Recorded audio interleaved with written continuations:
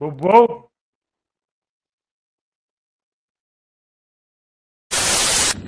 Yo, what's up? It's HOG and you're watching No Haters.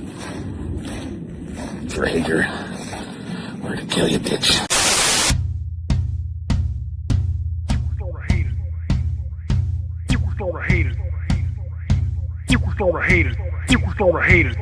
No haters, back like we never left. Breaking down the doors in your mind like a psychopath. Run the halls screaming, had your wheeling screaming decaf. Got you running circles, bet your ass to say no decaf.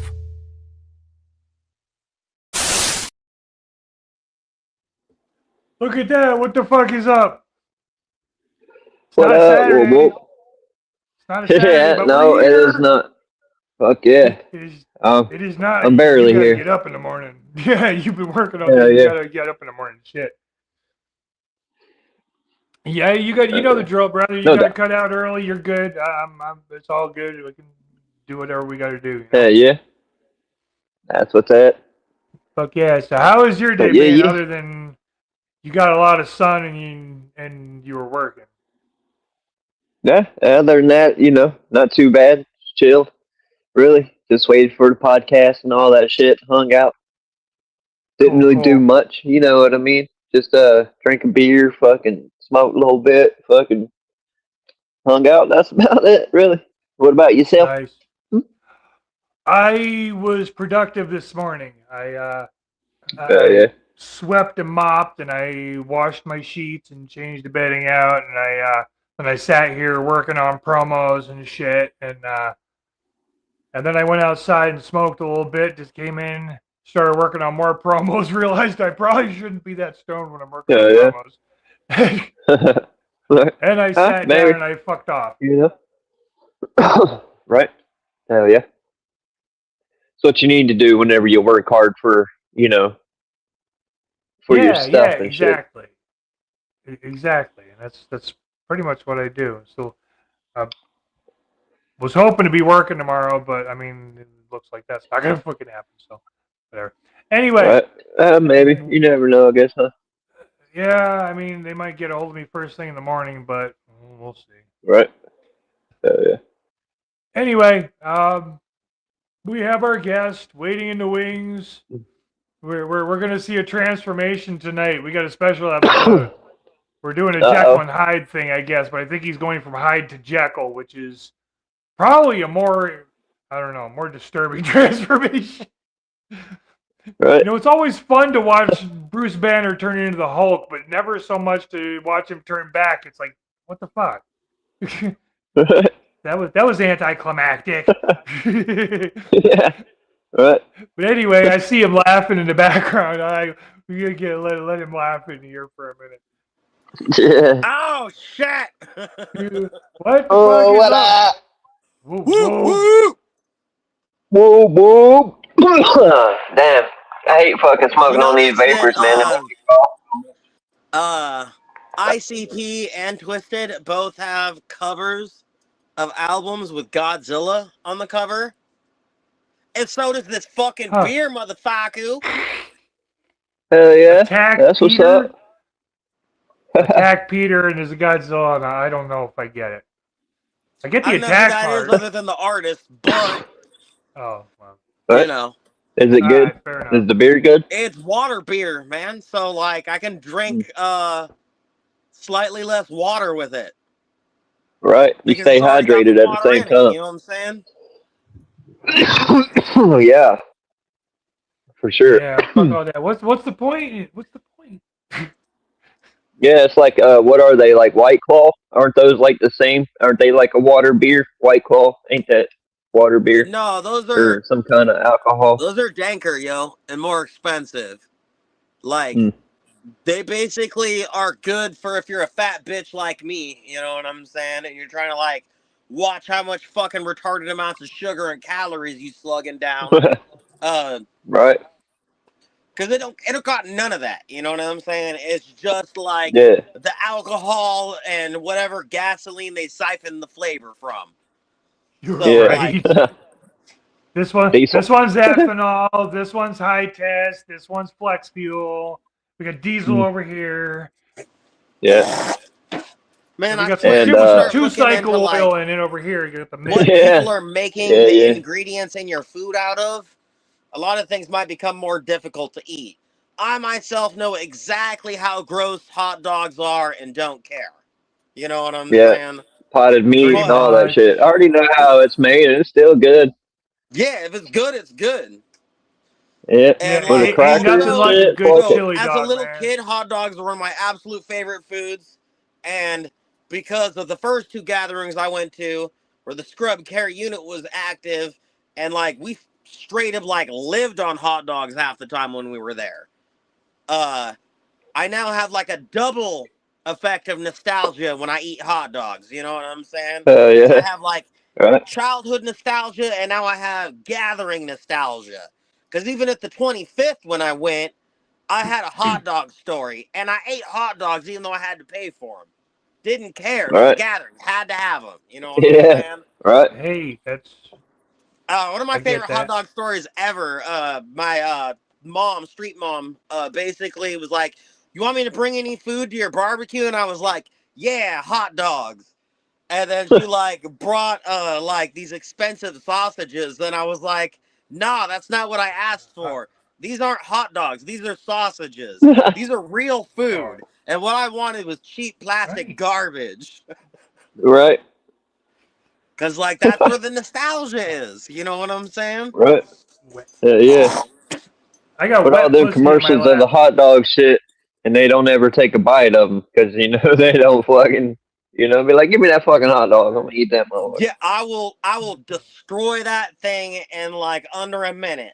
You know what I'm saying? As long as it's not like a foot long or Yeah. huge, you know what I'm saying? Like Yeah. regular hot You do dogs. like do you call them like pigs in a blanket or whatever? Maybe that's the southern Yeah, no, thing. You I know mean what I'm I'm talking about? definitely so pigs in a Where you blanket are take harder to actually come by unless you know someone who can actually make them. You know Yeah, what you I'm gotta make saying? those shit. yeah. But like They there's had one brand at my grocery store. It's like State Fair something that basically does pigs in a blanket, but they're Yeah. full length hot dogs rather than the Yeah. mini Yeah. ones, Yeah. and they're Yeah. like Yeah. Yeah. awesome. You know what I'm yeah. Yeah. saying? For real.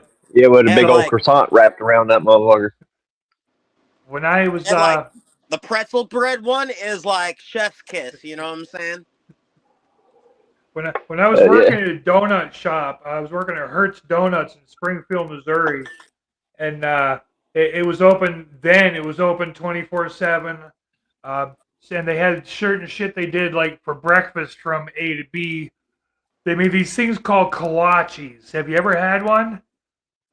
Oh Uh. my What is God, it? we're talking. Well, it's not the it's not a hot dog. It's like what your mom brought. It's sausages and like good different types of Yeah. sausages wrapped up like a pig in a blanket. Oh, that's fire. Because Oh I my still God, they were also so love good good. sausage. You know what I'm saying? Don't get me wrong. Yeah. Yeah. Yeah. It's just when I'm Oh yeah. like when I'm craving hot But dogs, if you want a like hot dog, a Yeah. sausage is yeah, not a a hot dog. real sausage will not scratch that itch. No. Yeah. Yeah. All right, yo, so the That jet means fuel two is about to things. happen. You know what I'm saying? Deep fry some vagina sausages. Yeah. Uh-oh. Uh-oh, he's playing with fire. Fire, Uh fire, oh. fire. I has a very happy kitty in my lap. Right, that's what's up. At least it's not He attacking your is. fucking ass. No, no, he'll just come up in my lap and chill. You know, I was talking. Hell yeah. I may have God, told I you love this drugs and before. I don't know. alcohol. I was Better than coming on your face, I guess. hot. Hey, don't talk down about self-facializing. Some of those quote unquote possibly boys or possibly girls put a lot of work into those videos. Right? I mean, I've heard it's good for your skin. I don't know if I want to find out, but No, I I've mean heard it's good for your realistically, skin. fucking, I can tell you right now, I'm enough of a pervert to where I can't wait long enough to where I can self-facialize. You know what I'm saying? It just I can never. I feel like that's about 2 weeks minimum of saving up, not doing nothing. You know what I'm saying? To where you don't, Right? if you have a biatch, you don't hit it for those 2 weeks. If you're single, you ain't molesting yourself for those 2 weeks. You know what I'm saying? Full 2 weeks, hydration, exercise until your balls hurt. You know what I'm saying? God, I'm falling back into SKS habits with an S rather than Right. with E. Uh-huh. But I feel like this is still fairly clean for me, right? Right. Yeah. Yeah, Shit, fuck. actually. Yeah, I feel like it's difficult for me to tone it down at all. Like, Right. you should see the way my grandmother looks at me sometimes, you know what I'm saying? And I've definitely Hell had, yeah. like, Karen type elderly women in public just, like, hear me talking and have meltdowns, you know what I'm saying? Like, I remember this one lady on a bus, like, stuff, and she's like, why don't you shut up? Because I don't wanna. Right? It's America. Hell Oh, yeah. this is America. Yeah. Yeah. Biatch! Exactly. Yeah. But all right, so let's move my cat's stuff right quick so this is easier to see. This might be difficult to is there a way to turn the camera around? I don't know. I've never done this off my phone. I've only ever done it Oh, holy off the shit. Mac. There you Bam, go. there we go. Figured it Hey, out. look, you found a lighter. I did. Is that backwards? Nope. No. All right, so because I have ADHD, I fucking started at the wrong fucking side. So in 2006-ish is when I really started getting down. You know what I'm saying? Like, I want to say 2005 is when I first heard Twisted. You know what I'm saying? But I only really picked out a couple of songs that I was listening to back then. And I didn't really start actually being a juggalo until I met this dude named Juggalo Jeff. So at the school name MAP, like in the commissary area, you would basically be able to, let's call it, you'd be able to like kick it and, oh, weird. That did not do what I thought it was going to do. Wide? Maybe I should just be doing that. That makes more sense. Anyways, my bad. So, you'd be able to like bring your own CDs, you know what I'm saying? And as long as it wasn't contested, you could just, bring your own CDs and bump music as long as it was like lunch or breakfast, or I think we had like one other break, you know what I'm saying? And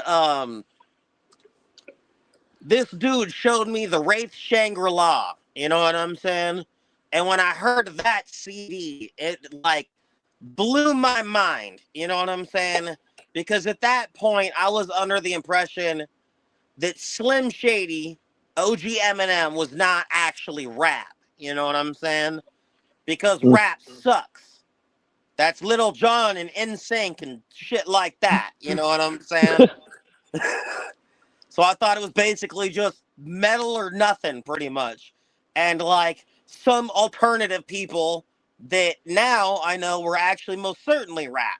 You know what I'm saying? It's just that if you were to be watching like MTV or listening to the radio, even back then, like a lot of hip hop was just not good. You know what I'm saying? So when I discovered ICP and knew for a fact that that was actually rap, it changed the way I thought about things. You know what I'm saying? I quickly realized that the Eminem that I did like, because I want to say about 14, I stopped listening to him after he did the Eminem Show was the last CD I liked up until a couple years ago. But blurski doodle.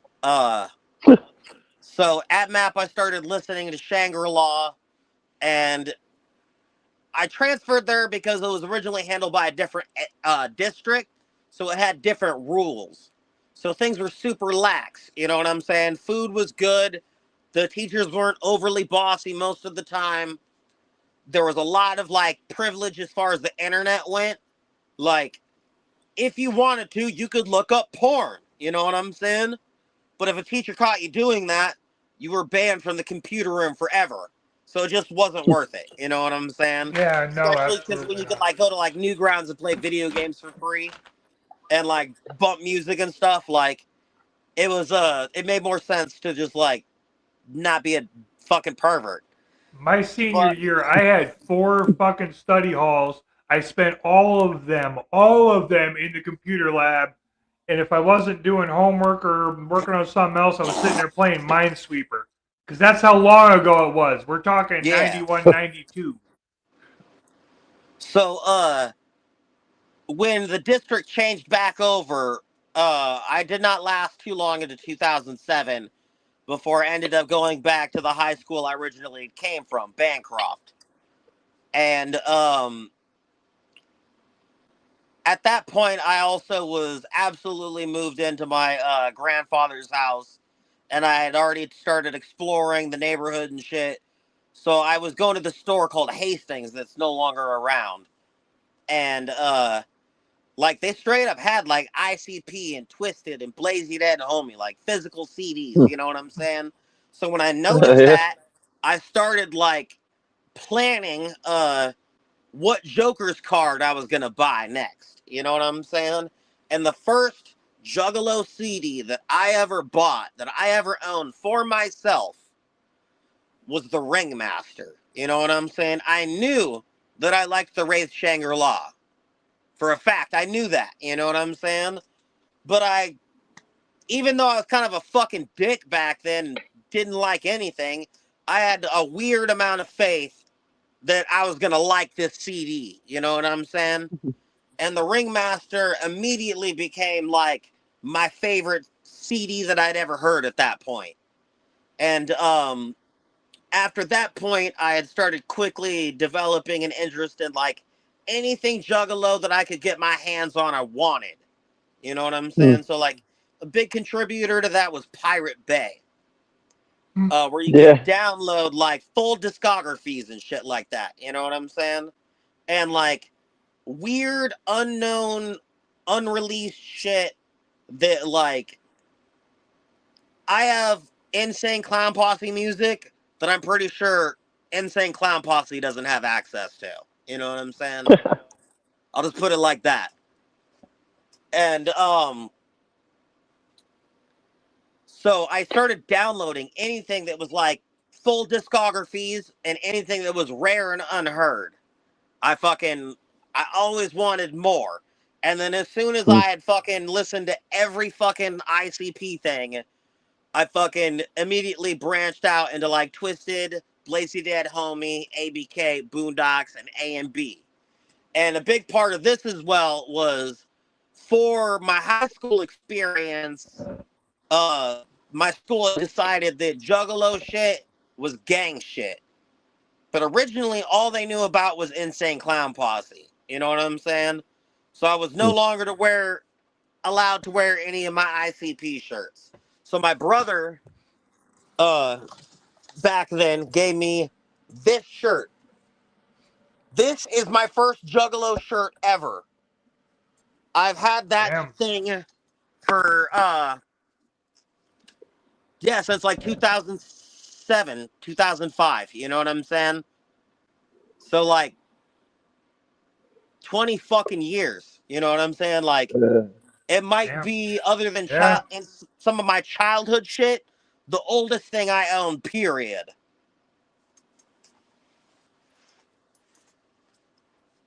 But so the school, Bancroft, decided Juggaloism, being a Juggalo, being down with ICP, meant you were a fucking gangbanger. And because a lot of the kids there were there for gang-related offenses, like there was a strict no gang banging of any nature policy. You know what I'm saying? You show up in gang attire, you go home, your parents get the call. You know what I'm saying? That simple. Zero tolerance. Yeah, you know what I'm saying? There was like no tolerance on that whatsoever. Yeah. So back then, I immediately started wearing twisted shit. And, like, originally I liked ICP more than Twisted, but I liked them both a lot. You know what I'm saying? And Twisted was the next one that I remember wearing gear of. And then from there, I remember I wore ABK shit. But by then, because every time I'd start wearing new shit, they would figure out, oh, this is just more Juggalo shit. And by the time I started trying to pass off ABK gear as not Juggalo shit, they already fucking knew. You know what I'm saying? Yeah, They probably did some research. One of them Yeah. went and started researching shit and had a Yup. list. Yup. Because they just that kind of fucking shitty. It's not even shady. I can't even be nice about that. That's just shitty. We had, dude, that when I was in high school, my first concert, I was a junior. It was like 90, 91. Was Firehouse opened up for Slaughter. Well, a whole bunch of kids from school went to the Slaughter concert. It was in Springfield, Missouri at Shrine Mosque. It was fucking awesome. In between the two bands, somebody got fucking stabbed in the middle of the fucking mosque, in the middle of the fucking floor. Damn.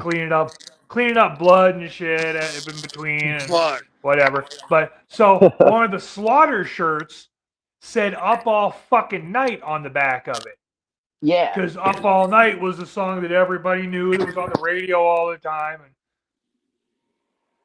And you had to do one of two things: either go home and change your shirt, or let them put duct tape over the word "fucking."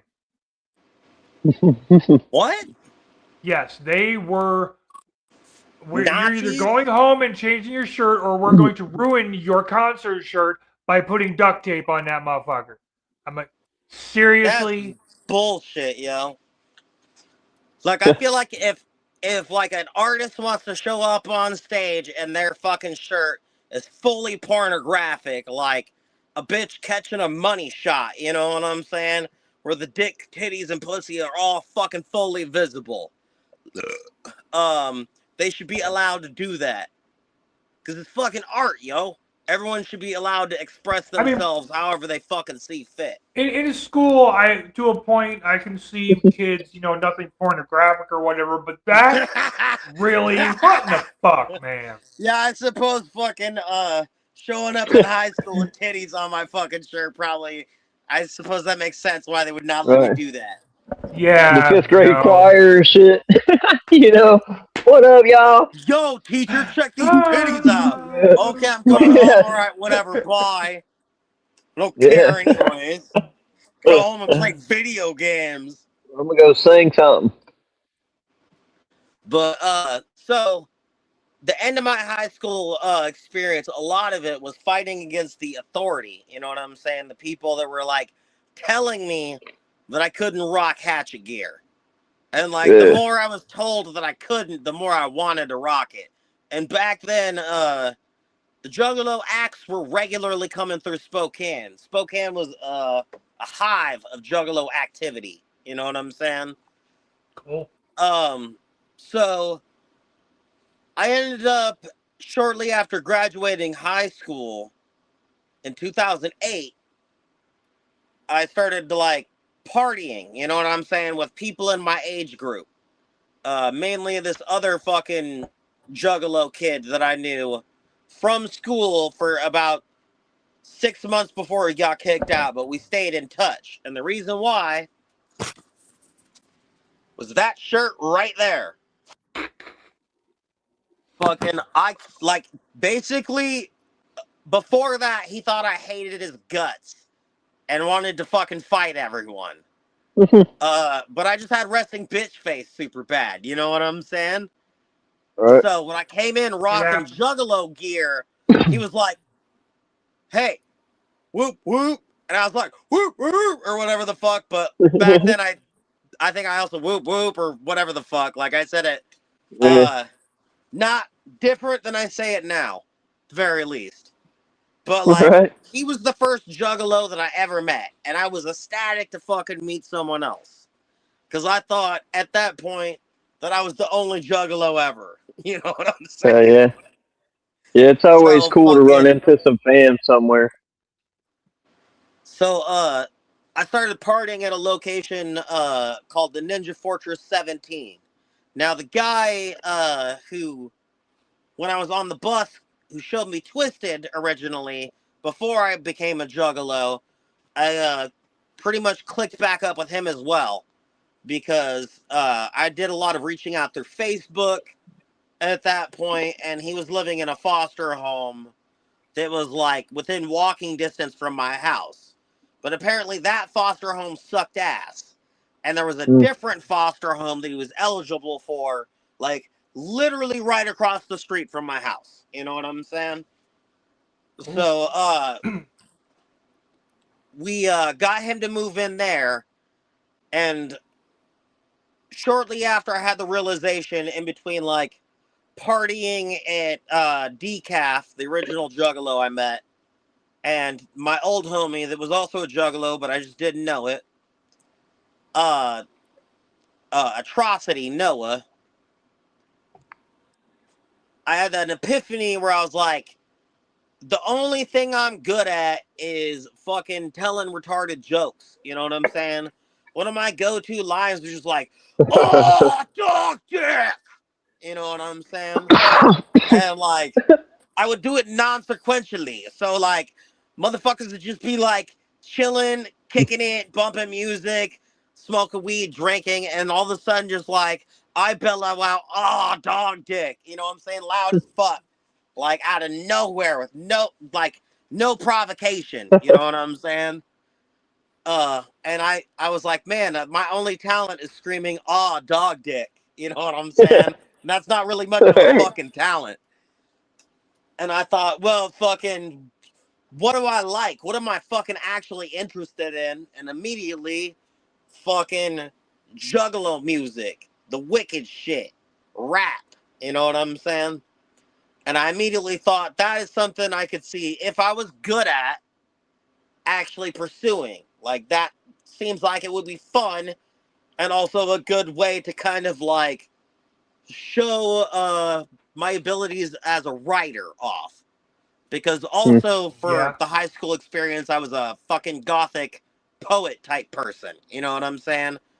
I actually wrote several like weird little books that ended up in their library. And I have a book in the other room where one of my weird fucking poems things was published by a book called Inroads. So I thought I'm good at writing because I fucking have always kind of sucked at drawing. You know what I'm saying? I'm halfway Yeah. okay at digital art now. But back then, fucking, I was terrible at drawing, and like there was absolutely no future I could see in that.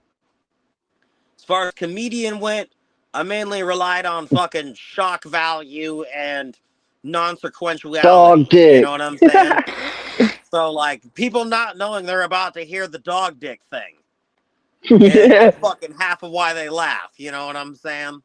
Yeah. Should have moved the cat dick. Yeah, so like I immediately thought like I ain't gonna make it as a fucking comedian because I'm not really fucking like I suck at that too. You know what I'm saying? But I always had a thing where listening to music, I could hear like lines of lyrics and be like, they should have said this instead. You know what I'm saying? So that was another reasoning of why I thought hip hop would be a good direction. Because it would already utilize the skill of writing that I've been honing Right. for the last 3 or 4 years or whatever.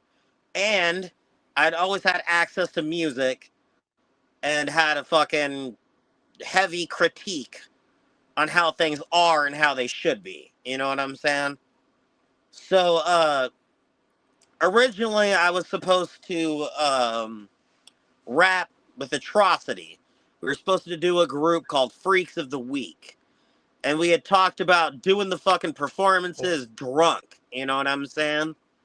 And one thing I still believe in as far as horrorcore and acid rap and the wicked shit go, I feel like the more shocking and offensive it is, the better. You know what I'm saying? So, like, Sometimes. if you hear a line, you're just like, oh my God, holy shit, I'm cringing. That makes that good horrorcore. You know what I'm saying? You can At remember least that on shit for the some rest of level. your life. It still needs to sound fresh and, like, be on beat, but the most, like, I always felt like the darkest of, like, Brother Lynch Hung's lyrics and some of Eminem's lyrics were, like, ridiculously fire. And I also, as far as entertainment went, I was very attracted to South Park, you know what I'm saying, at a young age. So, like, I loved the idea of, like, old people hearing the music and being like, oh my God, my butthole is hurting now, you know? To where they just hear words they don't like or understand and just can't handle it. And you could Yeah. instantly, like, pick apart idiots from people who are real motherfuckers, you know what I'm saying? Simply by their reactions. Yeah. So I had some problem, people fucking you know, try to talk shit to me one time over my music that I was playing when I pulled up to the gas station and shit. I was like, yeah, shut the fuck up. But it was a big old little confrontation type little deal over, whatever. Fuck them. nothing. People being retards. People are Yeah. stupid as fuck. Don't make any difference. Who the fuck But cares? So, hell yeah. Atrocity and I did a lot of writing and a lot of practicing to, like, beats that we found on YouTube. Because that back then we had no idea whatsoever how shit worked. You know what I'm saying? We had no idea that stealing other people's beats from YouTube was wrong or illegal. You know what I'm saying?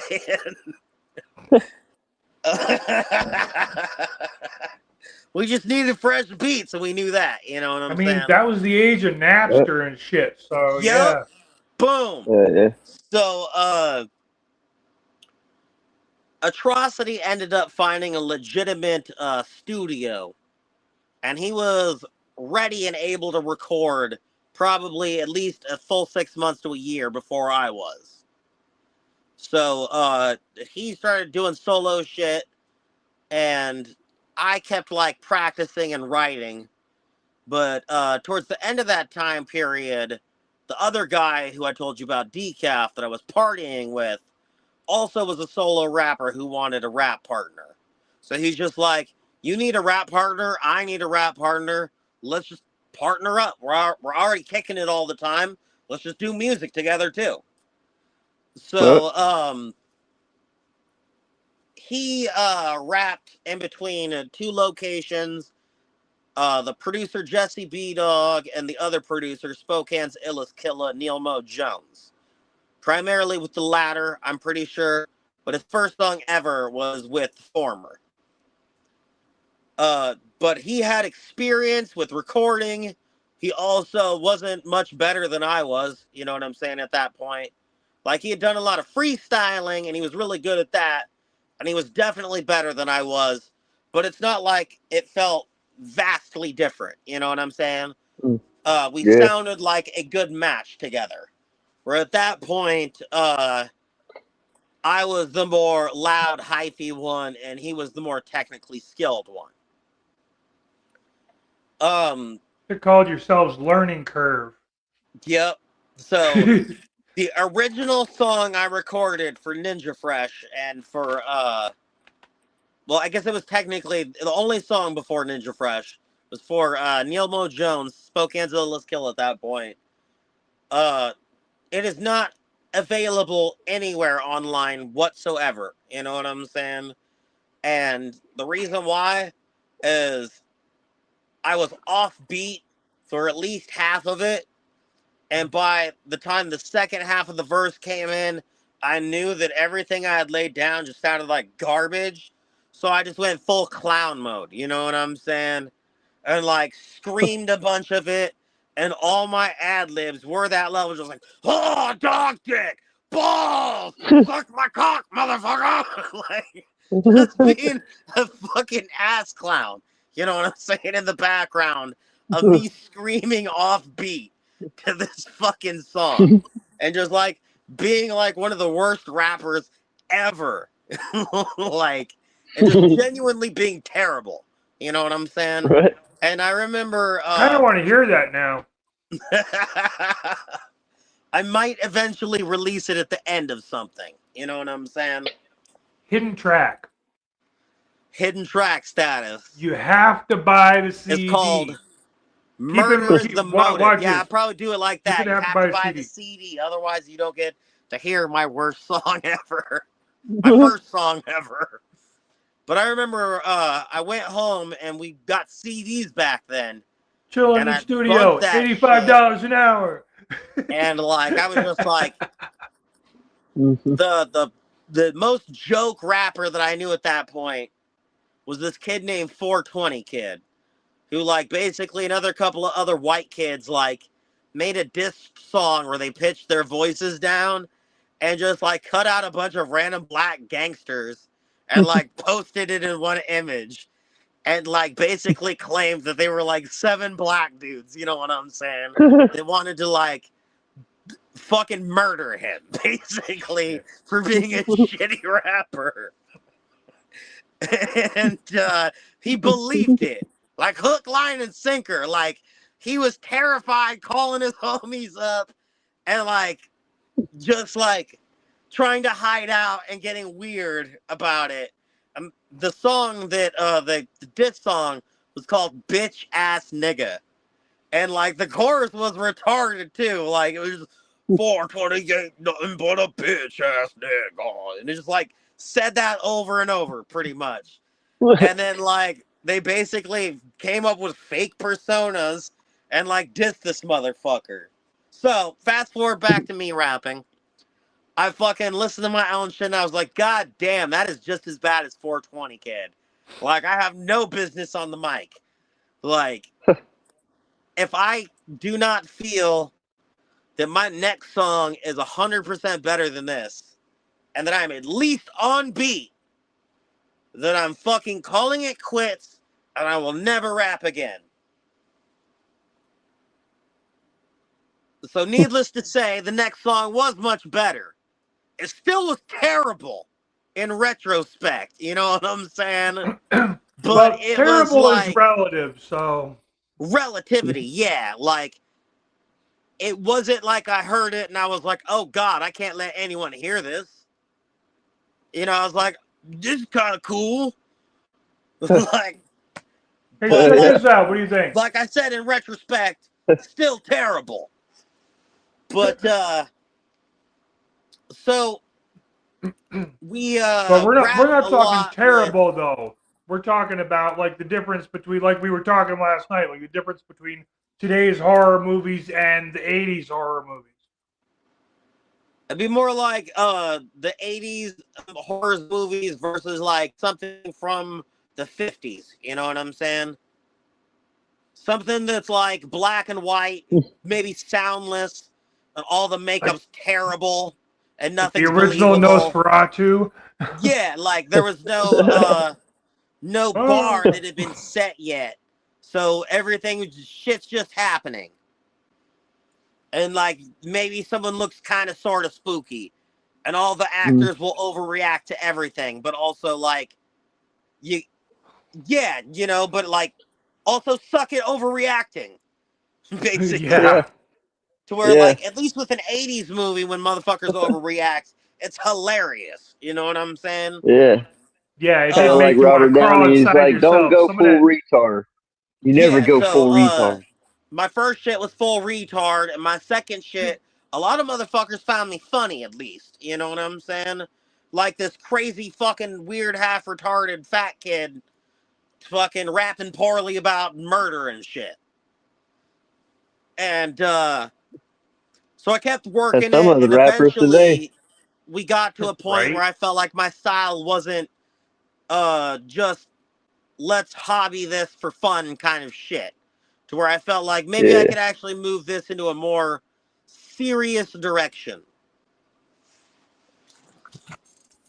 I guess I kind of skipped over here.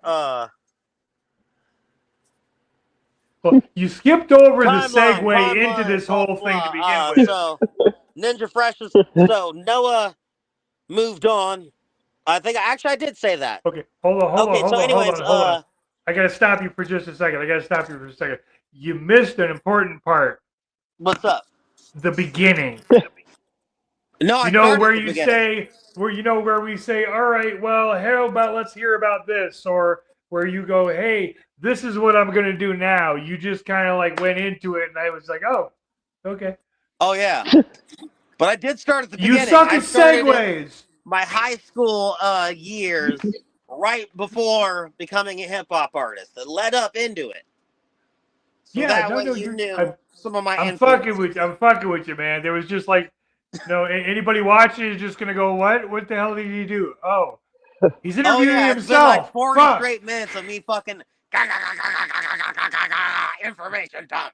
Yeah. But like I said, I wanted to come on here and deliver the most straight up interview of my history and timeline that I possibly can, where I try to keep my dick and fart jokes to the absolute minimum and just Dog come dare. at this with real honestivity. There we go. Bam. Honesty, and Oh, that's what you were supposed to lead in with.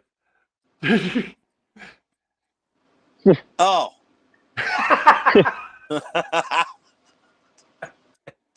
Well, in that You think case, you were a stoner or something?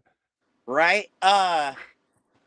So things, I can't remember why, but things broke down in between Decaf and his original studio with Jesse, and we started recording most of our shit entirely through Neil.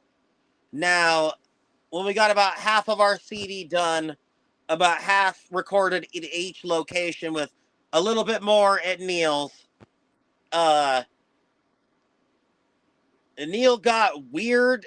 He broke up with his girlfriend at that point and got with this other bitch.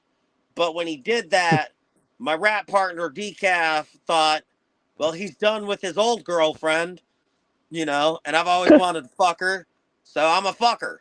And then like started fucking her. And like I remember he originally like came with me and he's like, should I fuck, you know, this one bitch? And I was like, yeah, dog, do whatever the fuck you want. Cause like at that point I also like I'd never been in a serious relationship, you know what I'm saying? And I had no real concept of what just came out of my mouth. When I was just like, yeah, do it, whatever, you know, like you can score pussy. You know what I'm saying? Because at that point I was a mad desperate motherfucker and would fucking tap any fucking vaguely humanoid fucking female. You know what I'm saying? So, our rap producer didn't like that very much. You know what I'm saying? Me and her talking about his ex No. chick or whatever, be rapping and Yeah. shit. Talking about, So, I'm getting the head from that chick. You know, fucking all types of shit or whatever. yeah, so like, but he didn't just like start cutting off Decaf. I got cut off too because we were in a rap group together. You know what I'm saying? Yeah. Like, Guilt by no one ever association. divulged to him until many years later, and I'm pretty sure it was me, that I was just like, yeah, do whatever. Fuck whoever you want. Dog, I don't give a fuck. Like, at that point, I was just his homie that had been soldiering for him that, like, was in a rap group with a guy who was fucking his ex. You know what I'm saying? And, like, I got just pretty much cut off just for that. We were Ninja Fresh together, and half of Ninja Fresh was tapping the ex. So we moved back into his original studio after things, I don't know exactly what happened, but things smoothed back over. We moved back to Jesse B-Dog's studio, and at that point, it was Jesse B-Dog Productions, I want to say. And Decaf was signed to that through like 90% of that, even when things weren't going good with him and that crew. And I was signed to Crown Throne Records. Now, through the entirety of Ninja Fresh after that, I was just a solo artist on my own, that was a part of a group that was signed, but I was not signed. And a big part of that is fucking during the atrocity days, I had beef with Jesse. And I can't even remember. It was over something fucking stupid. Oh, I had another friend named Cruz. And there was drama between them, and I sided with Cruz. Fucking, but anyways, I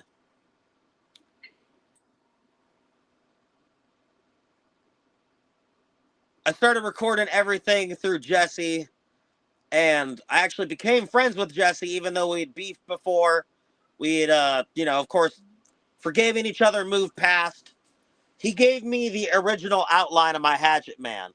Now, originally, he looked like a tube man to where his stomach and neck were the exact same size. And, like, there were some other fucked up features. And then I had this other dude fill it in halfway, and then he fucked off for like 2 solid years. You know what I'm saying? To where I had half-filled Hatchet Man there. You know what I'm saying? Why wouldn't you just fill it all at the same time? Because I'm a bleeder. Oh. And also he was using a custom-made tattoo gun, prison style, because that's where he learned how to do his shit with a single needle setup. So, like, fucking turning cassette whatever motor you're or a tattooing rubber into fucking band and a hamburger. fucking G string from a guitar. That's thick now. So, My first one was a needle and a bottle of India ink. I just kind of sat on my bedroom floor and went poke, poke, poke, poke, poke, poke, poke. yeah, he pulled the motor out of something and wired it into some other parts. And it was Cassette held player. together with, like, duct tape and rope and screws and shit. Like, You think I'm shitting a cassette player? That's how they make tattoo guns in prison. Yeah, like, it was weird as fuck. That's what I remember about it. It was not like the tattoo gun that I That's the bought. product. But, oh yeah, so, I started kicking it with fucking Decaf all the fucking time. We become inseparable. Fucking his friends all become my friends. We're all fucking kicking it. And like, Sick, Neil, I forgot about this part. When me, Decaf, and Sick were still cool, he put us on a flyer, you know what I'm saying, without asking us. Straight up, like, on some Eminem, ICP, and Esham shit. To where he just put our name on the flyer and expected us to be cool with it, show up and perform. We got to practice one time, you know what I'm saying, before we actually performed the night before. And up until then, we had no fucking clue. But after the performance, that was a big part of what sparked us to be more serious. So re-fast forward back to us finishing off self-titled is what it would end up being called. There ended up being the first couple years that we were performing it and finishing the CD were dope as fuck. You know what I'm saying? We accumulated a good fan base. A lot of them were our homies that we were partying with. But there were also a couple of other, like, groups of juggalos that had fans that, like, integrated toward us as well.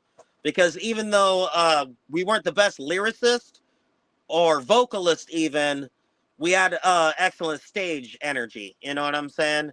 And we were willing to party with the people. Fucking, I've never been the guy who, like, leaves right after performing or goes and hides in the green room. I'm out back, you know what I'm saying, smoking with the juggalos.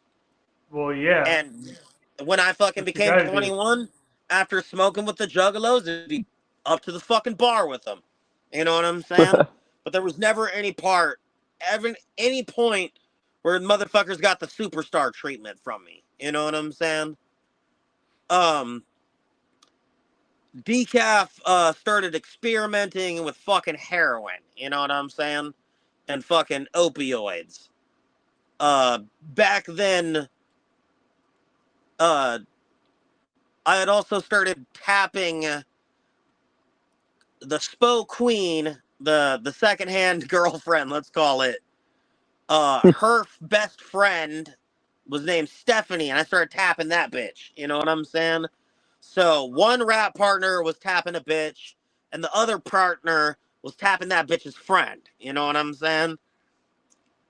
And Decaf got that bitch pregnant, and I remember he was still just experimenting with like opiates and like hallucinogens and fun shit at that point. But he fucking honestly was not much of a fucking dad. I won't go into it too much. But that relationship, shortly after they moved out of his house into an apartment together, within 8 months collapsed. You know what I'm saying? And things had gotten fucking domestic and weird. So I, at that point, was not focused on what they were doing. I was just always hearing about it through the grapevine. But I had my own shit going on with the fucking bitch named Stephanie, to where I was trying to fucking perform as a solo artist, but I was spending way too much time partying with a bitch. You know what I'm saying? And that relationship also turned into like an absolute fucking nightmare. In hindsight, that bitch was cheating on me fucking all the time. Fucking Stephanie, I could fit half of my arm essentially inside of her pussy. So like, she liked to get fist fucked, and hold on. Definitely gonna have to press the "This is not for kids" button. Right?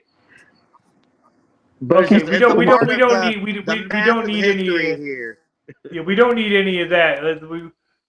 The musical history. All right, so fucking her pussy would fit in and out at that you don't cross listen too point. good. You know what I'm saying? And you know you're slipping back into Mr. Hyde, right? no, sorry, my bad. But my point there is I was dumb enough and high enough and drunk enough all the time back then that I never fucking thought, oh, maybe that's a problem. You know what I'm saying? I ended up doing a lot more babysitting than I should have, because shortly after I thought I knocked her up, she went out and fucked a dude at a bar who looked like me, so she could manipulate me back into getting back with her. During the in-between period of that, things completely devolved with my rap partner Decaf, because I know that's when he started like first experimenting with heroin and shit, because he stopped like being willing to practice at all, fucking and he never like showed up on time ever. You know what I'm saying? He stopped showing up on time. He started getting argumentative and like combative with the fucking venue owners that were selling us cheap slots, you know what I'm saying, to perform. And like I had to play fireman a couple times in between my rap partner and this guy named TC was the main reason why we had somewhere to fucking perform our shit. Now the last straw, Cruz ended up being our hype man for a while, and we did a show. I think it was like Brother Lynch or someone. It was someone huge, but me and the hype man performed group music without one of the members, because he was out in the fucking parking lot having some kind of weird argument with his dad or some shit. You know what I'm saying? Right. And that was like the absolute last straw. Like, because I was already fucking pissed off that he was also fucking up all the time. You know what I'm saying? When we were performing. So like he'd be rapping and then have a lot of people just kind of like take a quick breath and then try to get back to what they were doing. He'd be like, God damn it! You know what I'm saying? Scream that shit into the microphone. And then like wait 30 seconds to hop back on. Fuck. Yeah. So like That's called I forgot where the fuck I was. That relationship was just getting fucked. You know what I'm saying? And I was also dealing with my own fire, trying to like keep this weird, shitty, impromptu relationship open, because at that point I just felt if you knock a bitch up, you have to fucking get with her and like form the family unit or whatever the fuck. You know what I'm saying? But long story short, that kid wasn't mine. She was a nightmare slut. We'll talk about that later when we're getting high.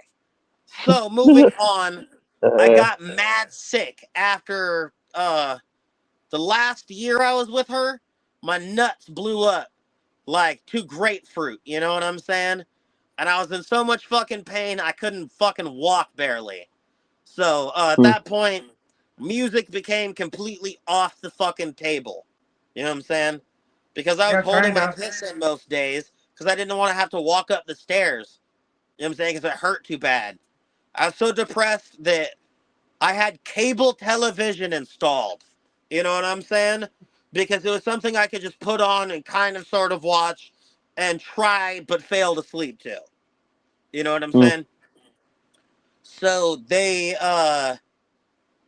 got me on oxy and morphine at that point.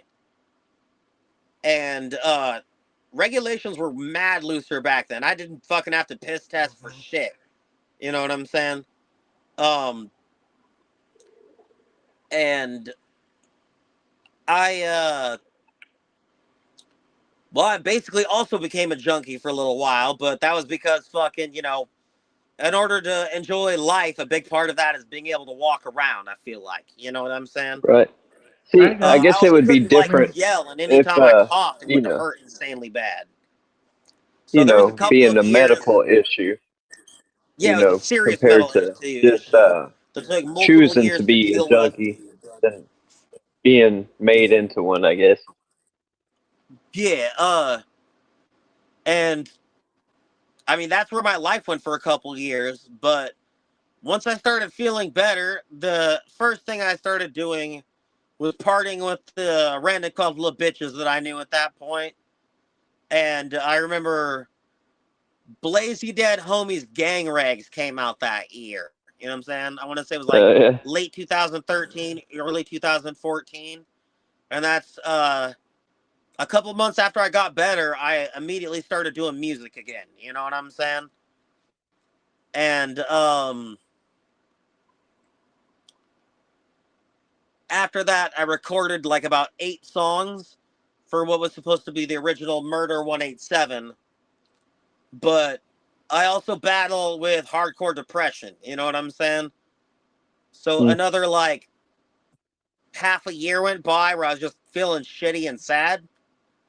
And after that, I got back to music again, and I started recording new songs for Murder 187 because I thought the first ones weren't good enough.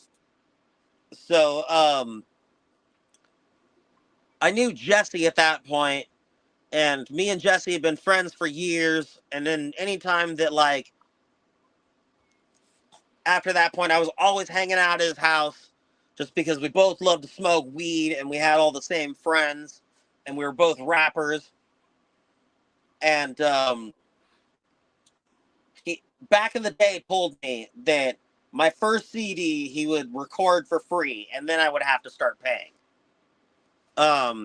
So we recorded Murder 187 over the course of about 8 months, I'd call it, to a year, something like that. Well, most of it. And then I remember, and that would have happened, started happening, in 2017, with the previous years just kind of me doing solo songs and making sure I had shit to perform and trying to perform as much as possible and focusing on that rather than creating new content. But, and basically in 2017, me and Jesse pretty much formed what was the Ashtray Studios at that point because we were the only 2 rappers attached and we were constantly making music together anyways. And I was like, who are we going to sign next? And he's like, I want to sign this guy, Trey 50, and that is non-negotiable.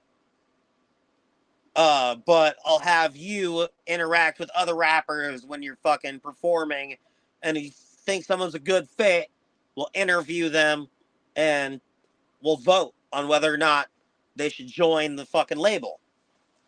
And that is literally how my next ex, Brandy, Bobo, and Caden BC got signed. Caden was like 16, I want to say, and he was Jesse's younger cousin, but he was honestly talented. He was definitely green and had no idea how to count bars originally, and I showed him how to do that. You know what I'm saying? But Oh,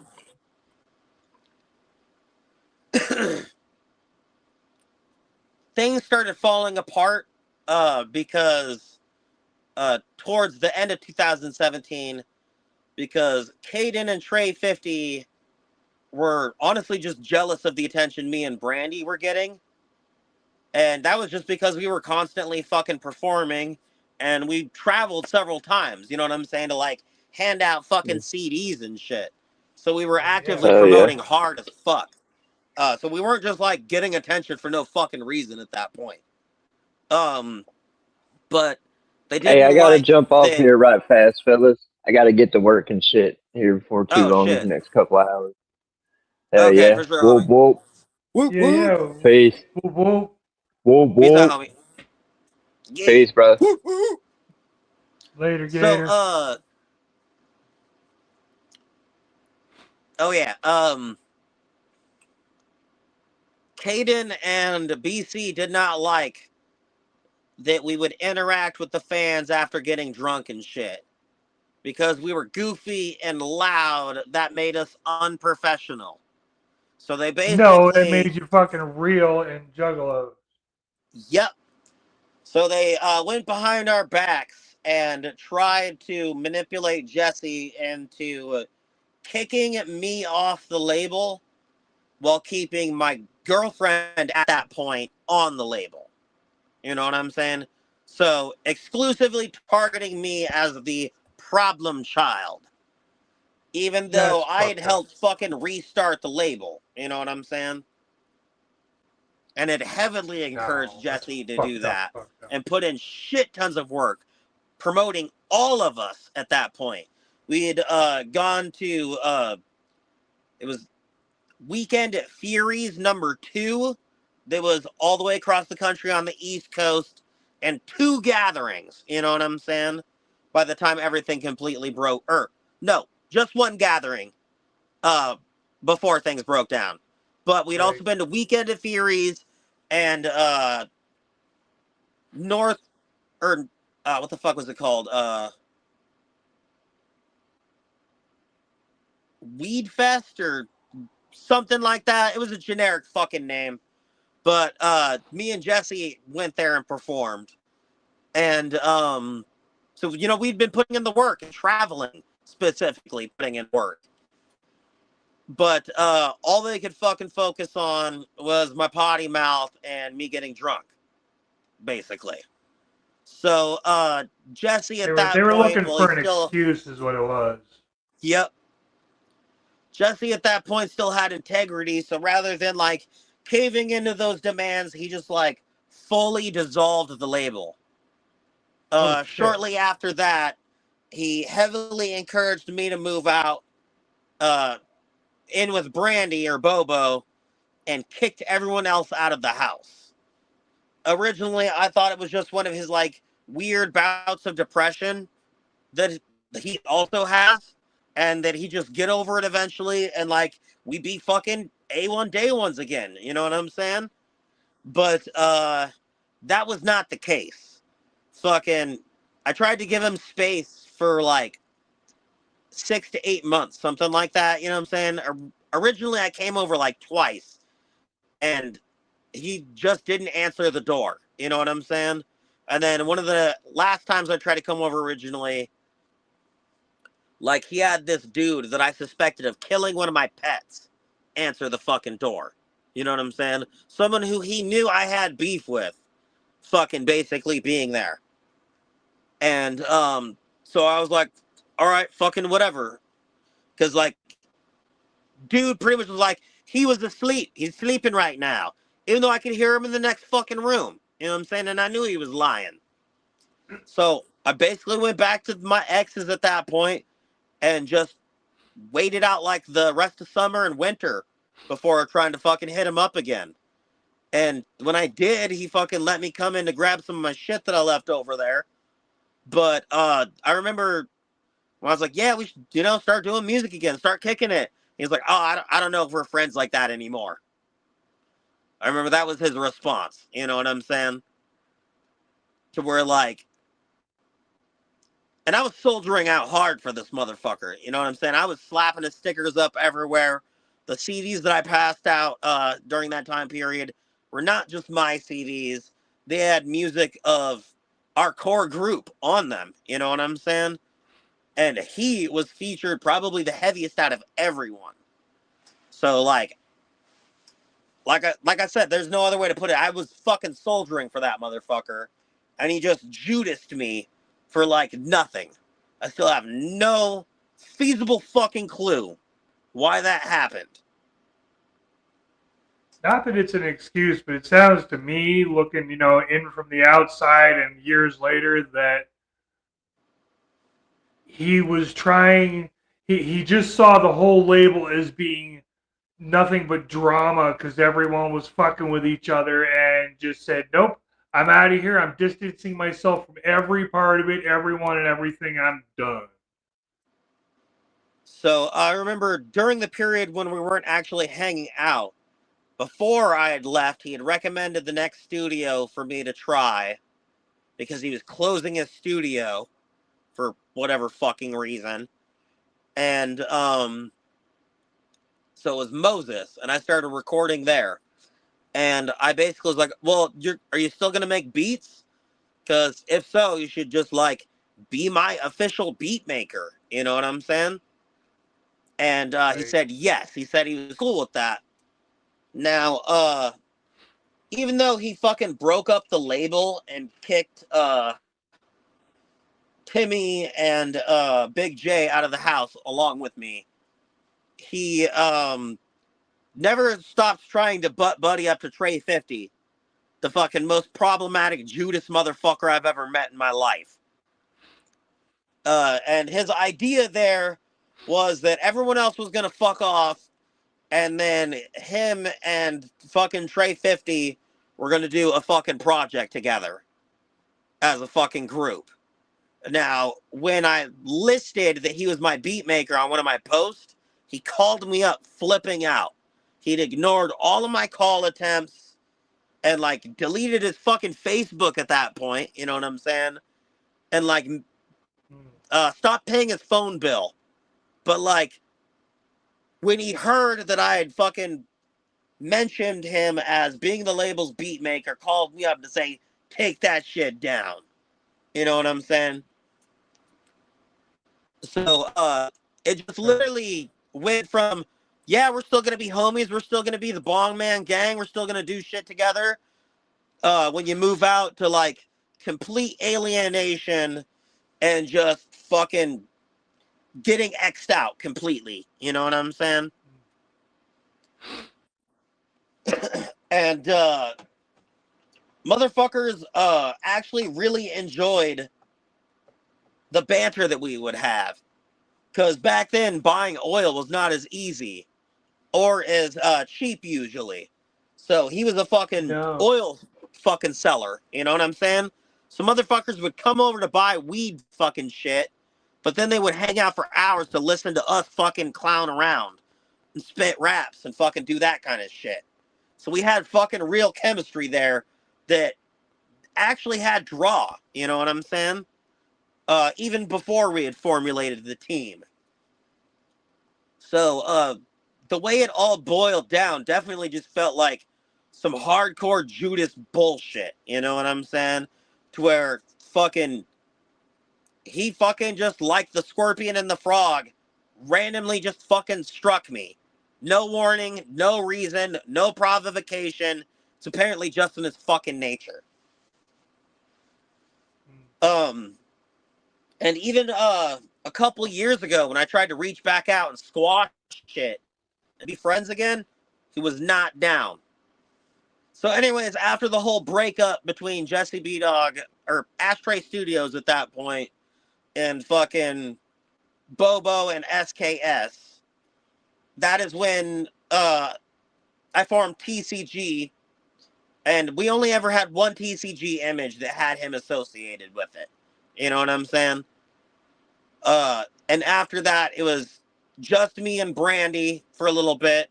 Then I tried to add my cousin Henry, but I literally just cannot get that motherfucker to like be involved in my life, period, whatsoever. You know what I'm saying? During the same period I referenced where my old rap partner, Decaf, was fucking my old first producer's ex. After that, I was still friends with both of them, with the ex and my rap partner when the ex became his ex. You know what I'm saying? But I had family that lived like 2 blocks away from her. So I would go and smoke out my little cousins that were like 15, 16, and like 18 at that point, I want to say. And their uncle. So we would like do family smoke out kind of things. You know what I'm saying? And I would regularly walk there.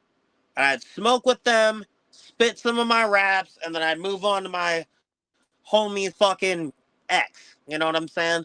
And then we'd fucking rap and shit. I forgot the point of bringing that up.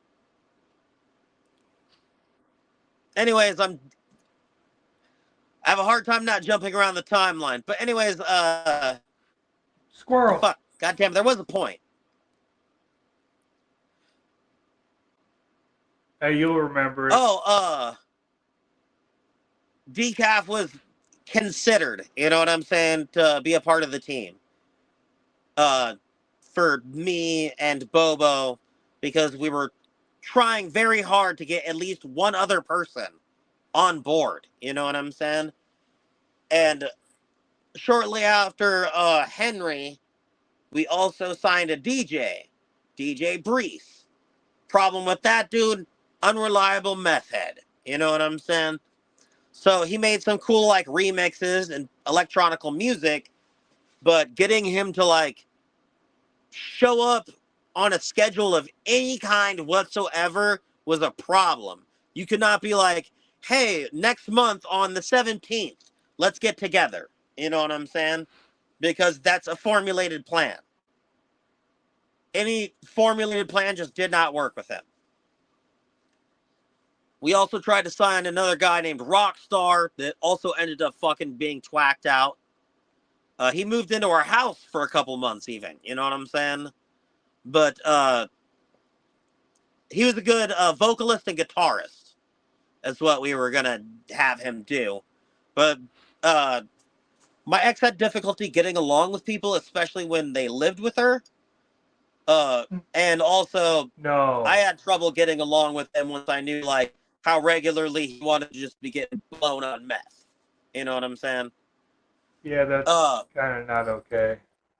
I mean, to each his own, but it doesn't really promote relationships other than with your drug dealer. Yeah, like, basically we had one rule. Me and the ex told him, fine, whatever, you can smoke meth, but you need to, like, bare minimum go out into the garage and do that. Like, we don't want that fucking happening where our pets are going to be breathing that. Yeah, no. And then that was just too much of a request. Then we caught him smoking meth in his room. Oh, yeah, no. Nope. Bye. See ya. Later, Gary. So fucking the final person, Bardock, was technically signed, I want to say, for like 4 years.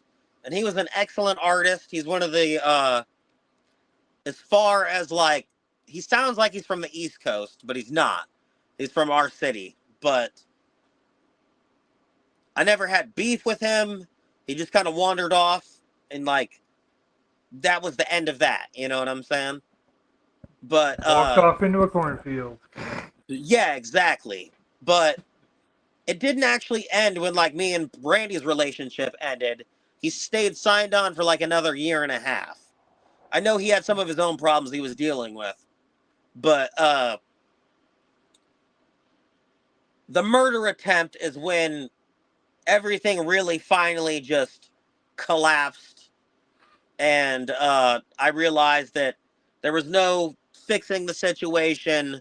No matter how dope I thought the music we were making together was, I just could not fix her level of crazy. It just couldn't be done. And the longer I No, you tried, can't the you more I can't put fix myself at crazy. risk. You absolutely cannot fix crazy. Not now, not never. You can't fix crazy. You can't fix stupid. Yup. So, after I got ran over, that was the absolute final straw. And, like, I don't really want to go into a lot of fucking detail based on that. I shamed the shit out of the first one because she was genuinely one of the most evil people I've ever met as far as not having any maternal instincts and treating everyone like shit all the time, as opposed to just having bouts of that. You know what I'm saying? God damn it, I just startled myself. Touched my fucking torch with my elbow and I was like, yeah, it's hot. Even though I haven't lit it for like forever. But anyways, when you fucking feel like you're absolutely 100% in love with someone and then you have to fucking break that shit off for whatever fucking reason that may be, you get fucking depressed.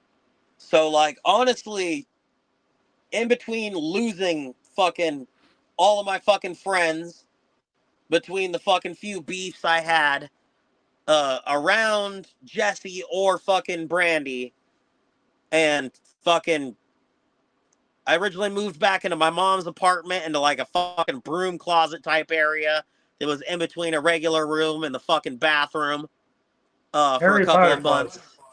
Yeah, and then my brother talked his landlord roommate into letting me move into the garage in a couple of weeks. You know what I'm saying? Because I have a cat, you know what I'm saying? And they have a dog, and there was 4 people living there, you know what I'm saying, at that point. Plus 2 pets. In a fucking technically 1-bedroom fucking apartment. Because technically I wasn't in a broom closet and I was in like a 10 by 10, but it was their storage room. So there was probably like 3 by 5 usable space that I put a bed on, and then I was able to put a laptop next to that. You know what I'm saying? Right. And like I had no privacy there because it's not my room and I'm bumming to stay there. So my brother fucking set me up with his roommate here, his landlord. And originally after getting here, I tried not to be depressed a lot. You know what I'm saying? I kept recording shit because at the end of the relationship with Bobo, I recorded Dreamer. So after it broke up, I'd already planned on doing a small series of EPs called The Dream Kings. And so I just dropped the first one and then recorded the next couple, but then fell into my familiar habit of being too sad to do shit. After that, when I bounced back, like, I guess this would probably be 2000, late 24, early 25 was when I stopped being weirdly depressed all the time. Fucking, and I started recording a bunch again. And, you know, I put out fucking Friday the 17th. And like Okay. we did a couple songs together, and I did Yep. you know what I mean?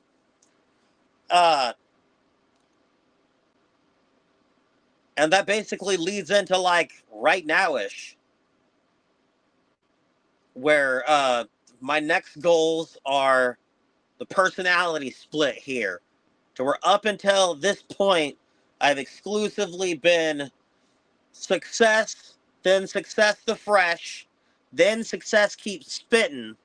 And I was that for like a decade, solidly. Over a decade. And now this year, I've been toying with the idea for the last couple of years. My brother confirmed he thought it was a good idea to where the part of me that's rapping to be the most shocking horrorcore acid rap wicked shit motherfucker ever, talking about the most heinous things I can think of with the most gruesome and sick details to be as shocking and as appalling as possible, that rapper is getting separated personality wise from the rapper who's talking about what I really believe in and who I really am. Sorry about Now, that. I got like 4 to hours of sleep last night. oh, you're all good. I've been, like I said, it's been a fucking minute of me fucking downloading info, but we're almost at the finish line. Let's call it. Basically, what you're doing is splitting the gray and the green Hulk. Yep. So I'm still gonna be a juggalo rapper when I rap under the name of Eskayus, but I'm not gonna be like rapping about the most hardcore, wicked, taboo subjects. I'm not gonna be rapping about like rape or fucking torture or heinous murder. You know what I'm saying? I'm gonna be rapping about marijuana, music, and how I feel about the world and myself. And like, it's gonna be the part of me that keeps it real. So it's going to be SKS and not Success Keeps Spitting that's on the City to City project. Yep. That is All right. correct. Cool. Yeah. For those of you who Well- don't know, watching this afterwards or whatever, we have a project in the works. It will solidify when it solidifies. There's a lot of shit going on right now. So I'm also in the works with 2 other artists.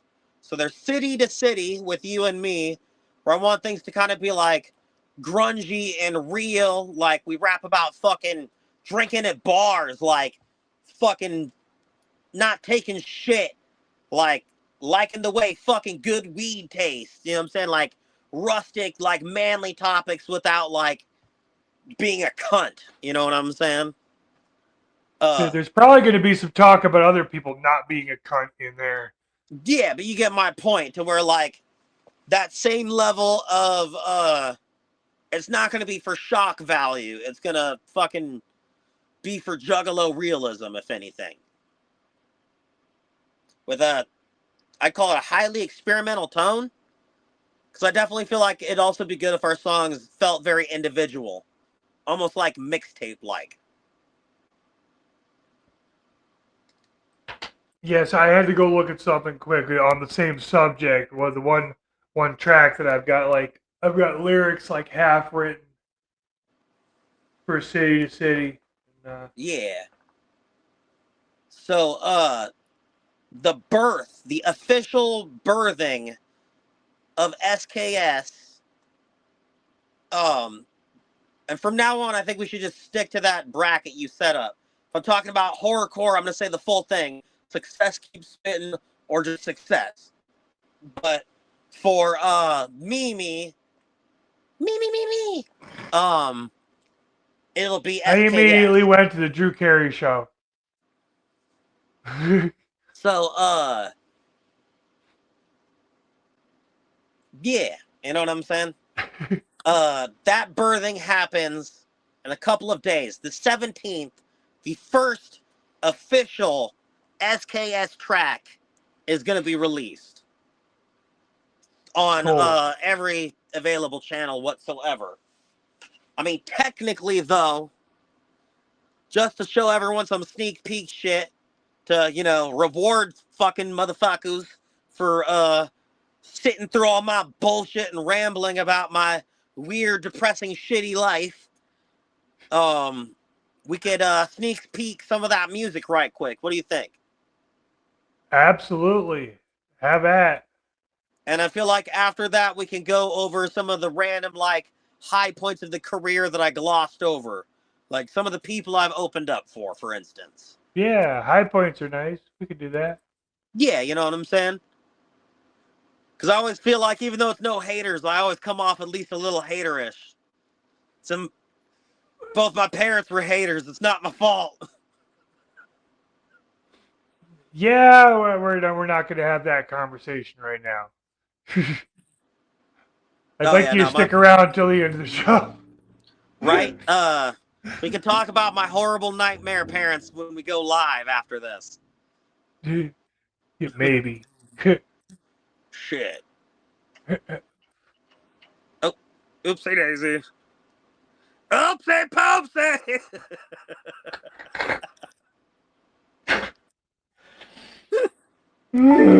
Oh my god. I am Adam West, and Damn I'm it. here to say, get me the shark repellent bats. Apple started Shark flinging repellent! stuff on its own. Yeah, they tend to do that. Dog dick! Oh! All right, so That's never where going are to we not at? be funny now. You know this, right?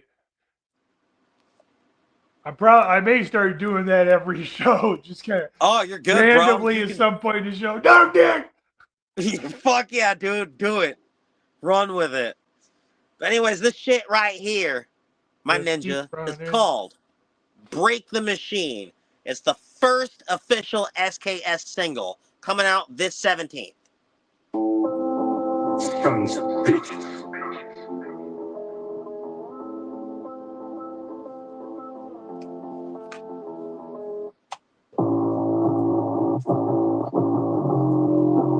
Let's get out of here.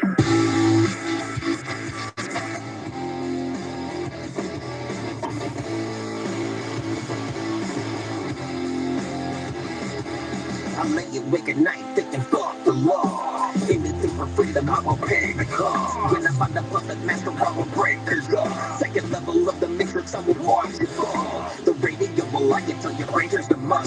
Social media is dead because it causes corrupt. Give no one my trust, and I live on my own. But one thing is for certain, all my thoughts are my own. Everything is dead and I'm feeling necrosis. Everything is lost in a cyber psychosis. Fuck normality, break the machine. Fuck normality, break the machine. We were such a crappy band, you know what I mean. Fuck normality, break the machine.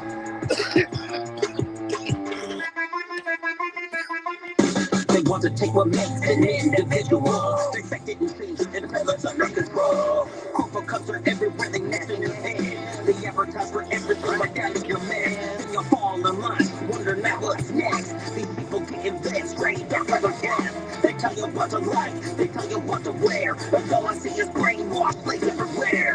God, motherfuckers just say I'm obscene. But I'll burn the city down just to break the machine. Fuck normality, break the machine. Fuck normality, break the machine. We were such a crappy band, you know what I mean. Fuck normality, break the machine. You gotta stay resting. Got something eating in your code, that's clear. Been trying to learn how you're wired this whole time. To know who I'm dealing with. Conehead! Thought you were just unlucky at first, but I kept watching and finally realized what your problem is. You're a kid from the Badlands. Family was your crutch. You're nobody. Bam. Yeah. Fuck, I like it. Fuck yeah. I gotta move my cat's water right quick. Because I moved it so that way I could show you guys that I wrote out my whole timeline. You did your homework for this one. But yeah, like I said, I wanted to give the straight facts in the business here. Like, Right. ow, you little shit, your claws are fucking sharp. She fucking started falling and used me to fucking not fall. That's a sign of trust. Trust that you're not gonna move. Yep. And you didn't. Definitely have a little red dot on my shoulder now. That's for sure. Yeah, But that's anyways, anytime chaos gets up there.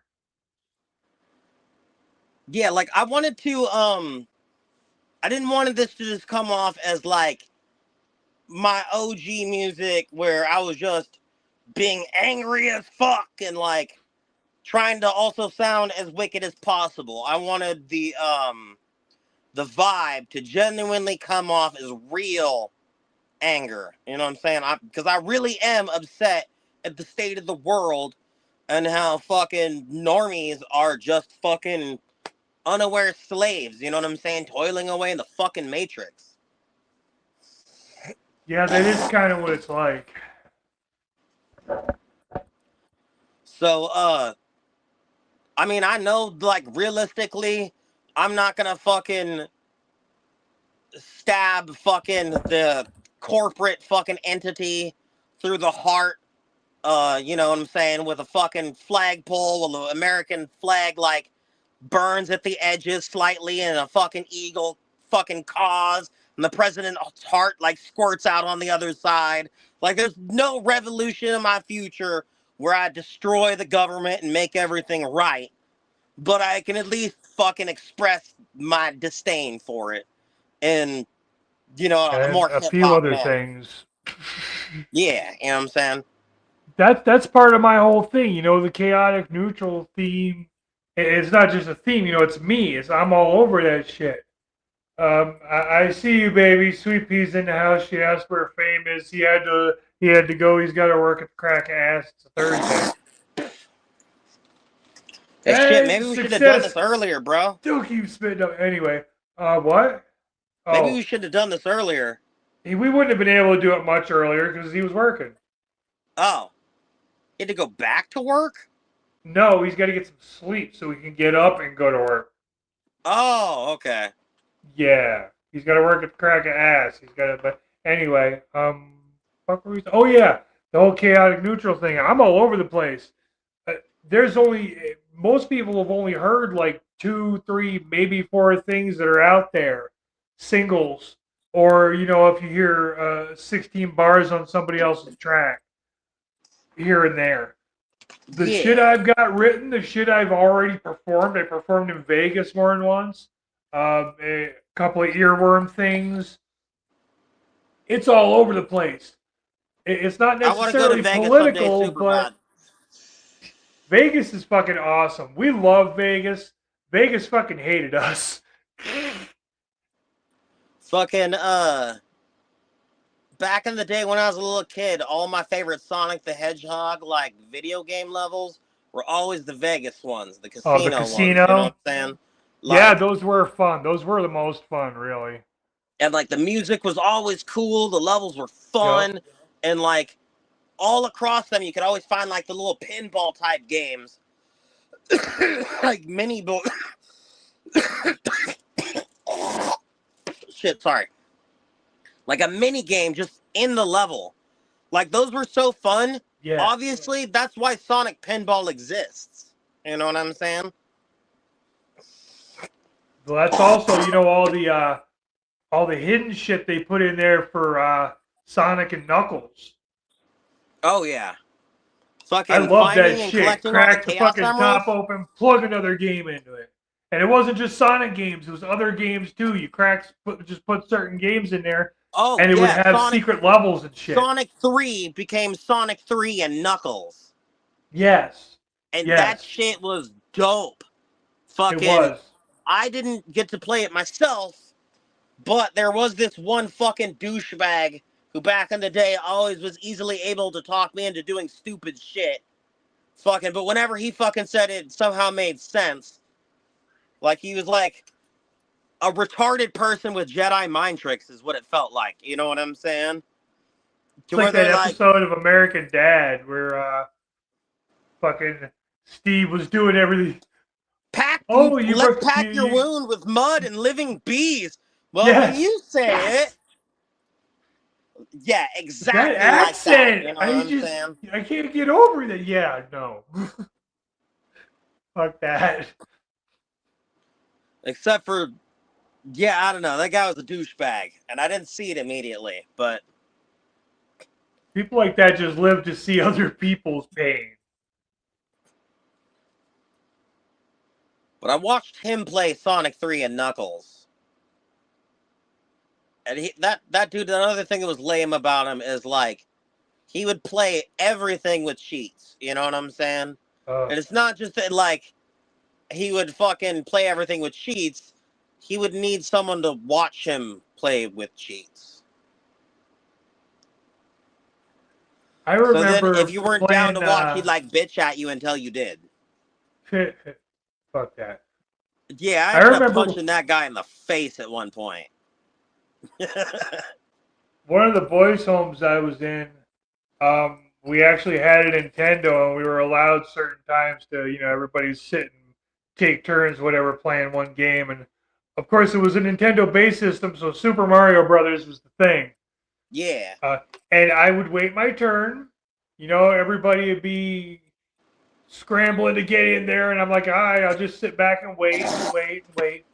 And everybody would lose their shit and have all kinds of problems with things, and every one of them would go to that one spot on the end of the first level, whatever, the stairs with the turtle shell, and get like a shitload of lives out of the deal, get 99 lives out of the deal, just bouncing off that turtle over and over and over again. And I'm just watching and watching and watching it, and they still couldn't beat it. Not one would fucking beat it. I would just get 3 lives, not bother with that, and rip through the fucking game. And everybody just got mad and quit, stopped playing. Outside of using that warp thing you were just saying, like, I never made it past, like, the 4th world. You know what I'm saying? I never beat the original Super Mario Bros. Oh, I beat it. I beat it so many times I got tired of playing it. Like as far as, like, skill goes, my fucking absolute peak is probably first-person shooters or turn-based RPGs. Kind of a weird spread, I know. Well, no, not necessarily. Like Final Fantasy, that was always fun shit. And I've never been a shooter. I finally beat Final Fantasy VIII this year. Nice. The first memory that I have of my biological mother that was positive entirely, I was playing on her PS1, and I was playing Final Fantasy VIII. And my whole life, every couple of years at least, I try to replay this game and finally beat it. You know what I'm saying? My whole life, I've been failing to beat this fucking game. Until now. And, like, this year I basically had the thought, because I usually try to play it around Christmas for nostalgia. Well, starting in November, for Nostalgic November, is something I just kind of do, I guess. And then it goes into Christmas. But after Christmas this year, I kind of stopped playing for a while. Even though I was at the fucking absolute ass end of the game. Now, the problem realistically is this. I've maxed out the characters before to where you're basically fucking invincible. You know what I'm saying? And that takes a fucking incredible amount of time. So this time when I fucking got to the end of the game, I just fucking allowed the fucking game's cheats to fucking take over. You know what I'm saying? If I was gonna die. Right. Because realistically, there's been multiple times where my characters would have been plenty strong enough to fucking kill the final boss. There was one time I was not only maxed out, but there is an in-game way to become completely invincible. I want to say they're called Hero. It's a fucking item that you have to refine from, I think, Phoenix. I can't even remember. It was like 2 rare items. You have to fucking refine one of them into the other. And for the second level, you have to collect 100 of the first one for each time. So they are insanely fucking hard. Oh, I think it's War Hero. It makes your whole party invincible. And I had like 70 of those fucking things. You know what I'm saying? But that was literally just because I had no clue where to go at a certain point. And, like, it's weird. Like, after the fucking the third disc's final boss, I hella assumed that I'd be doing a lot of shit for the final disc. But that's not the fucking case, man. The final disc is pretty much just a little bit of storyline, and then you attack the final boss. You can access some of the dungeons still, and get a couple of the Guardian forces that you may have missed, but not all of them, and you can no longer go into town to fucking resupply your stuff. Yeah, so basically there's a Guardian force that you need to get before going into the fourth disc that this time I didn't bother with, you know what I'm saying? And what it does is it allows you to access a shop from your regular menu. So the gold that you acquire, you can then, I don't know, spend it on potions and like revival items and shit you fucking need. You know what I'm saying? Because your other option is to cast spells, but your spells are linked with your stats. The more spells that you stock, the stronger you are. So casting your spells might have a good effect immediately, but every time you do, you're weakening yourself. Fair enough. Yeah, that kind of sucks. I don't know. I played. Shit, it's been so long since I played any of them. I had X. I played the fuck out of X. I think I beat it. And then I started playing X2 and got sidetracked and never got back to it. X2, I've never gone beyond the second or third dungeon, something like that. I tried to give it a real fucking chance, but like, it literally, at least back when I was younger, it just felt like the girl power episode of Final Fantasy. Like, that was exclusively its fucking point, was the characters all have vaginas. You know what I'm saying? Girl power. Girls can do what men can do. You know, here's my thing about that. I don't give a shit about the fucking girl power thing. Yeah. If I'm gonna play a video game and actually like get into it and spend hours playing the fucking video game, I would much rather look at a female than a male. Like for example, Warframe. The frames have they have definite sexes and there's both. Yeah. But my operator and my drifter, who are two facets of the same person, are female. Yeah. Because if I got, you know, as much as I can, it's like, all right, cool. I don't want to look at a guy's ass while I'm running through fucking Duviri or something. 5, originally, I always chose the black girl. And I would constantly mug my own ass, basically. Fucking see, that's what I'm talking about. Ass, you know what I'm saying? That bitch is mad fine. But anyways, the problem wasn't just like the girl power ass.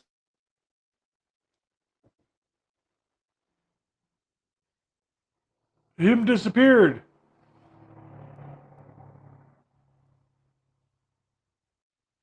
I don't know where you went, dude.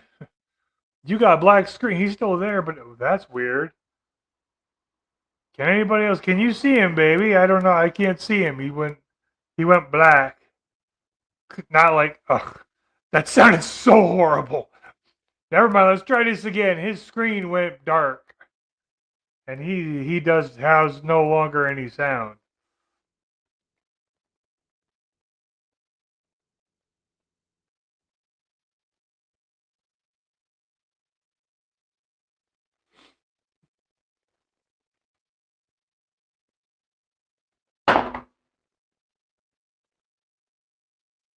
There. Just because I've got contact, I will. Oh, there he is. Fuck did you go? Yo. Yeah, where the fuck did you go? Oh, son of a bitch. You were talking and then the fucking screen went dark and your voice cut out completely and... Damn it, how did fucking getting called fuck it up this bad? Oh, well, I don't know. I've never done this on my phone, so I couldn't fucking tell you. The phone calls will fuck up a lot of shit on a cell phone. Yes, they will.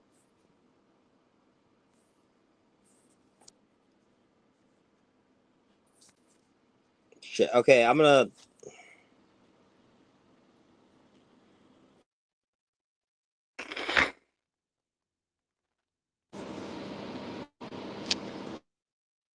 Can you hear me now? Nope. You're gone again.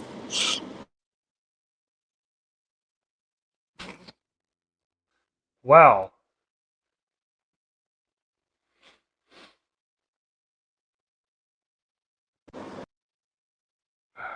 Oh, and he's gone. All right, so let's give him a minute, see if he comes back. All you got to do is hit the link again. So the invite stage. Oh, there he is. Look at that. Add him to the stage. Bam. Are you back now? Yeah. All right. It's ridiculous. I can't believe fucking getting a Facebook call broke it that bad. Oh, of course. Oh, definitely a Facebook call would have broken. A regular phone call might have, but anything like that, yeah, no, it did. Yeah. I didn't know what's going on now. I mean, I don't have to worry. Well, actually, I kind of do have to worry about it on here because being a Mac, it's linked to my phone, and I get all my texts come through on the Mac too, which is nice if my phone's dead or charging or something, or I'm doing something else on it. I can multitask, whatever. But yeah, I put my shit on Do Not Disturb when I'm in a show because nope. That's the I thing. know better. It is on Do Not Disturb. And it still fucking went through. And I just hadn't fucking uninstalled Messenger on the secondary phone yet. So it fucking called both phones and fucked this one up. Huh. When I answered this one. But I'll definitely have that shit fixed, you know what I'm saying, sometime soon. For shizzle dizzle. But anyways, let's fucking have me promo that next unreleased song. Did you see that?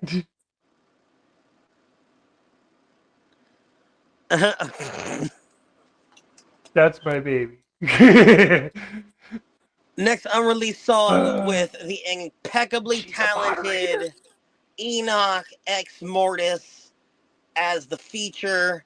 And that shit comes out not this upcoming 17th, but the one after in July. And here we go. Yes. So we got good shit coming. We have the yes. Oh. Shit, my No, go ahead, go ahead. I can plug shit afterwards. I'll plug shit at the end. Sneak peek.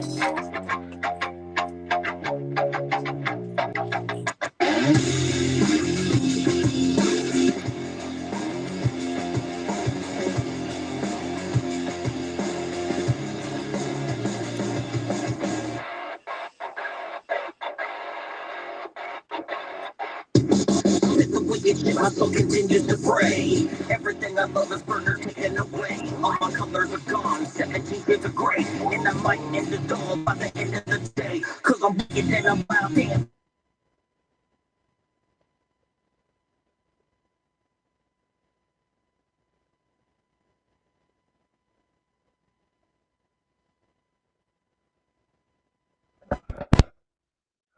Wonder what happened there. He's just having all kinds of problems now. So you missed that part, but there's been there is a splitting of personalities. You know, like splitting the green and the gray Hulk. He's Success Keeps Spitting with the letters SKS is the horrorcore no holds barred artist, and SKS is a different breed. I'm not going to say more normal. I'm just going to say it is what it is. And he's gone again. Well, I'm assuming he'll come back. But yeah, he's going to be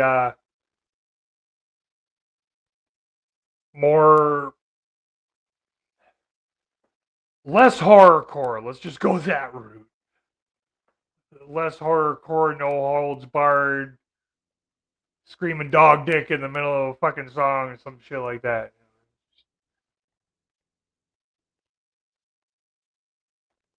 Oh, look at there we go. Are you done? Yeah, my fucking internet just fucking died for a second. So, fucking, we're gonna have to, like, you know, just try fucking showing that song off again. Hopefully it won't fail. Alright, here we go.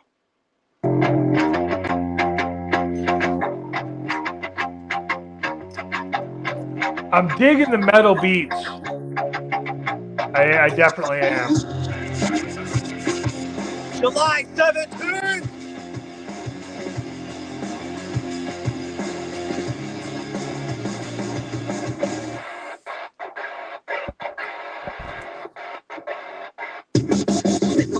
My soul continues to fray.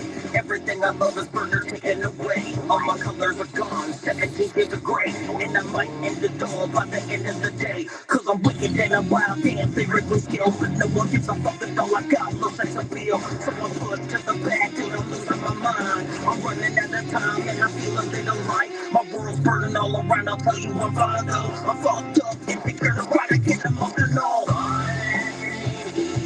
Your master now.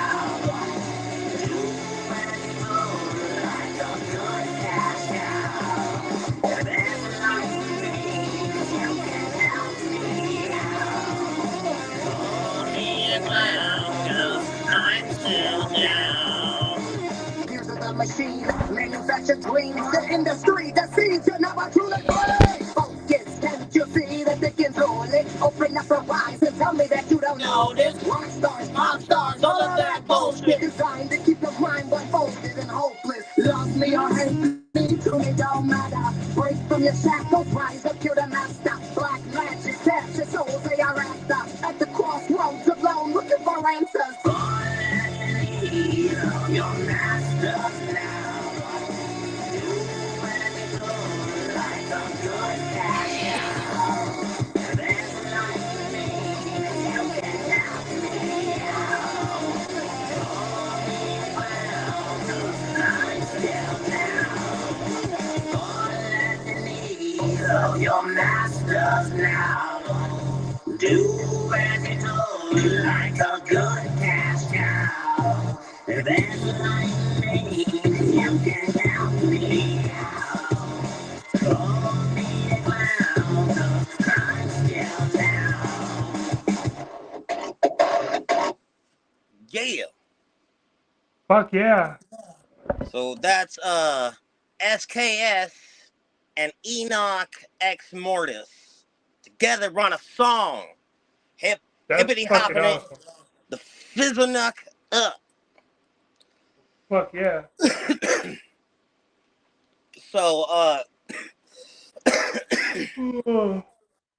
I guess right quick before showing off a last couple of random fucking tidbits would be I've opened up for Esham, Anybody Killer, the Axe Murder Boys, Brother Lynch Hung, Kung Fu Vampire, and honestly a bunch of other motherfuckers I can't really remember because, like, I have the worst fucking memory ever. You know what I'm saying?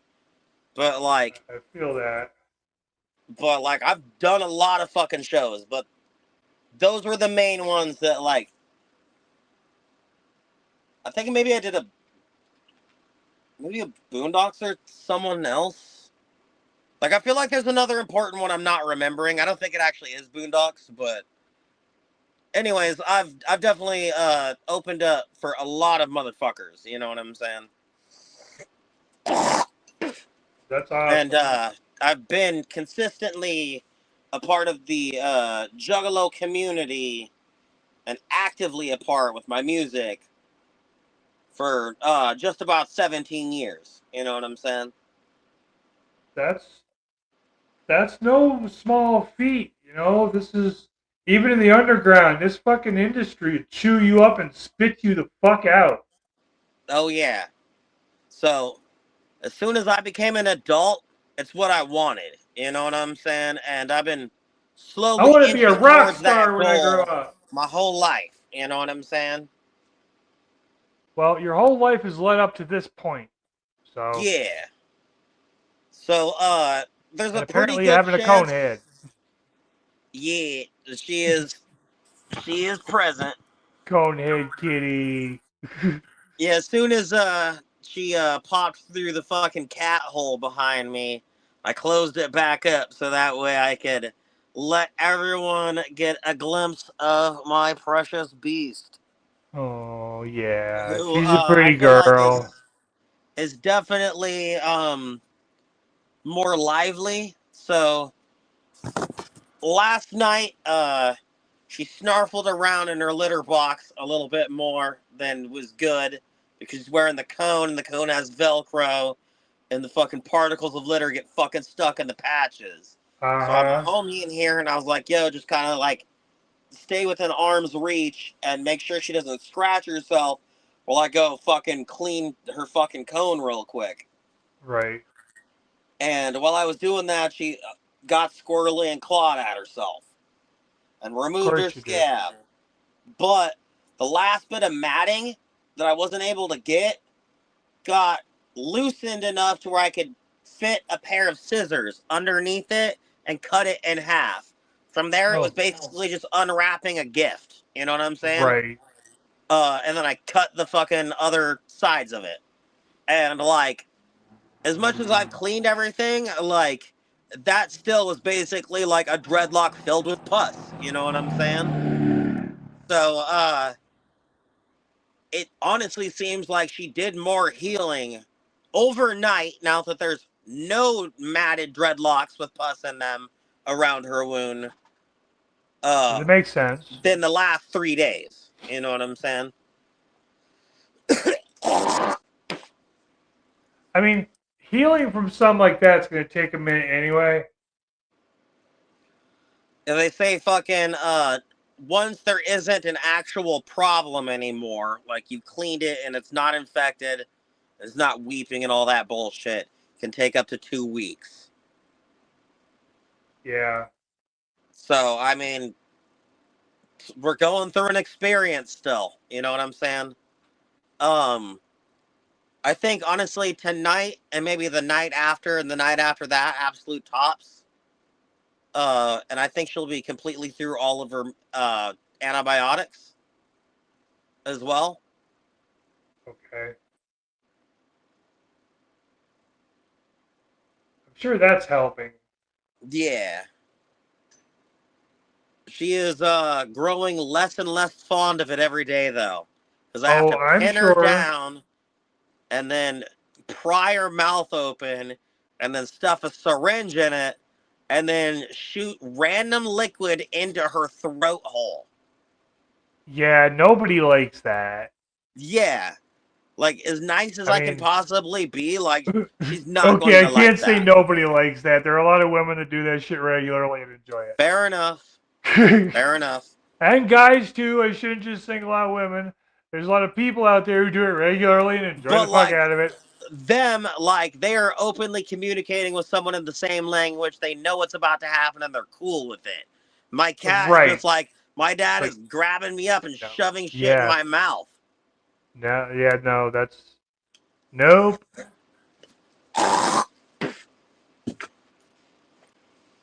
Fucking, it's like she fights a little bit more every day with it. And she's Because I probably can tell going to. her threshold of getting throat raped is very much exasperated. And, like, Yeah. it sucks because, like, if you look it up, the internet will most certainly tell you, like, whatever the vet gives you as far as antibiotics, they have to take all of it. You know what I'm saying? Well, yeah, it's just like a human, you know. You gotta Yep. take it all, because you have none. What the hell does she have none? What were we just talking about? Oh, how unpleasant medicine for pets is. I mean, I'm glad That I don't have doesn't to fit. shove it into the other end. You know what I'm saying? No, that would suck Yeah. a Because I'm lot. pretty sure her threshold of getting poked would fucking be crossed a lot sooner. Yeah, like immediately. Dude, like, the first vet visit she ever had when she like got like a weird stomach bacteria thing. They fucking took her temperature anally, you know what I'm saying? And they fucking asked me to fucking help pin her down and like coo her while they violated her. And like, as soon as that lady stuffed a fucking thermometer inside of my cat gave me this look like, you fucking Judas, how dare you allow this to happen to me? You know what I'm saying? Like, she gave me that like this soul-wrenching look, like, you've betrayed me, Father. Yeah. Yeah, that's a horrifying look. It really. Yup. Now I can.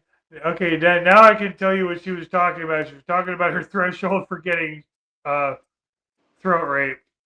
Oh, okay, yeah. No, I feel like everyone has a sexual threshold when it comes to having soft palate tissues railed upon, let's call it. Yeah, there's. But like we said earlier, that's all consent and grown-ups having fun, as opposed to where an animal's just like already feeling like shit, and then you're doing some weird shit they don't understand and don't like. Yeah, no, that's very, very different. Yep. Fucking. But I mean, I feel like even though before, like, it was healing slowly and there was mat that I hadn't got to, I feel like the wound closed up enough to where, like, nothing really got ripped open when I removed that last mat. And it's definitely been a rough experience for me as well, because I mean, the first fucking night when I realized something was fucking wrong, when I saw or felt, because I didn't actually see it, I felt it when I was petting her, a bulge behind her ear. Something should not have been there. Yeah, like, it was hard not to just panic like a motherfucker, you know what I'm saying?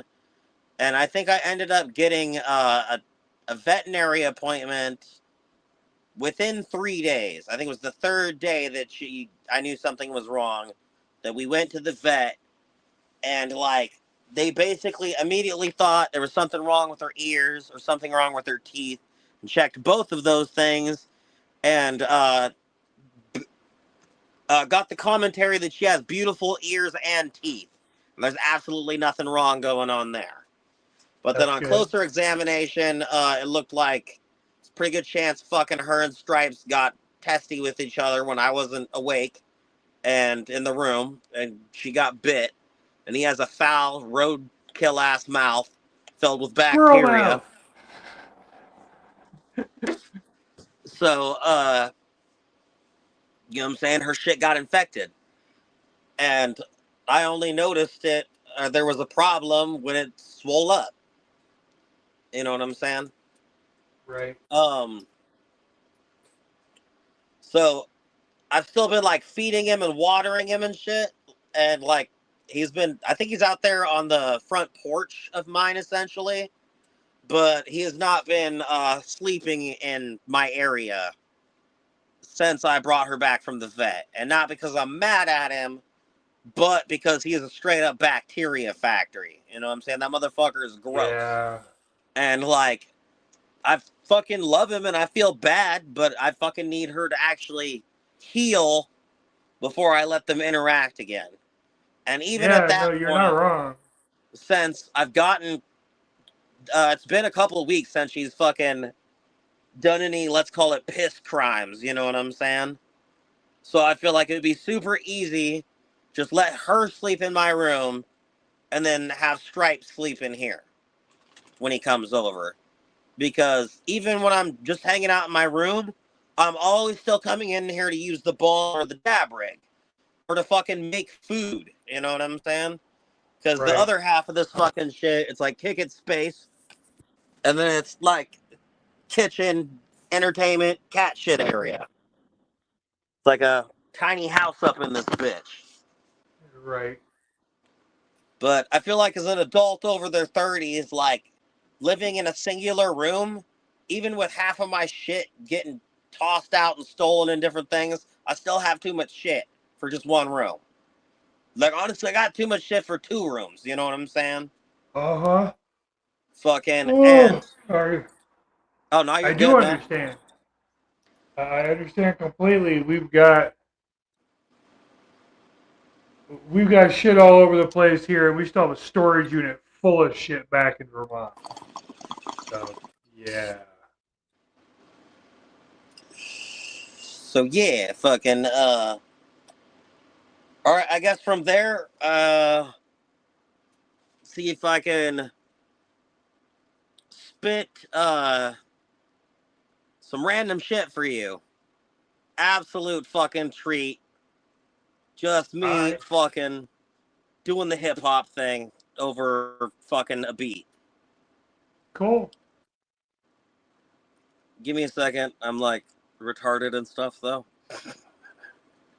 Oh, there we go. I unfucked it up. So I don't exactly follow the structure of this beat.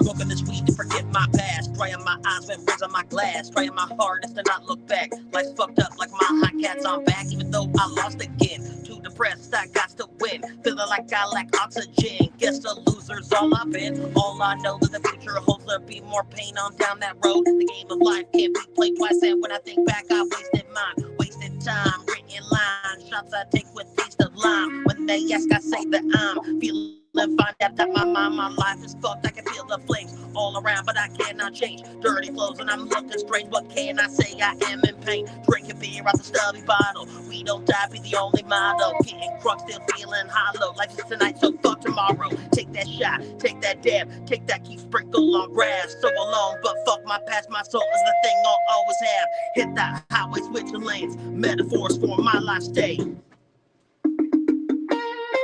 Okay, fucking. I had to take a quick breather right there. Fucking, because I definitely have to hit the chorus exactly right. You know what I'm saying? Right.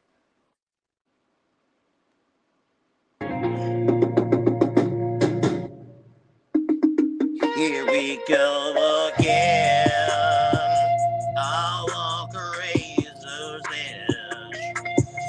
I've done something they can't forgive, but music is for what I live. Here we go again.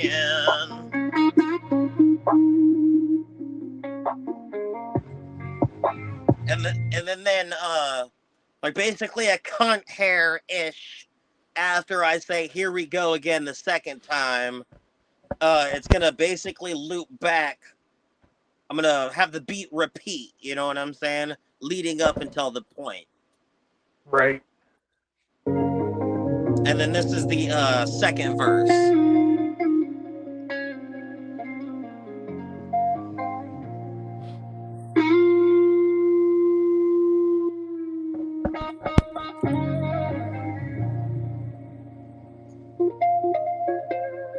This beat is ill, son.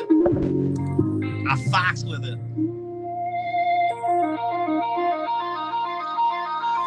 Drug lover, hold the hatchet high. 24/7 like 365. Stay alive, I'm on the grind. I'm seeking freedom and peace of mind. Third that is open, the sand that I got. Filled with rage, so I smoke a lot. Also, I cheat to celebrate. With my ninjas in the end of days, it's wicked here. That's ass rap. I'm still a nerd and I'm repping that.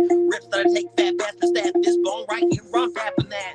On the switch, playing fire red. Fat ass stab straight to the head. Friends all left me off for dead. This weed right here is all that's left, and I'm gone, long gone. I stood for something, now I stand alone. I hate relationships, can't stand my young church. I fucked that part up. So I have to God damn it! fuck that part up. Because Dog dick! Yeah, dog dick! Fuck! In honor of my fucking cracked out fucking old fucking rap partner.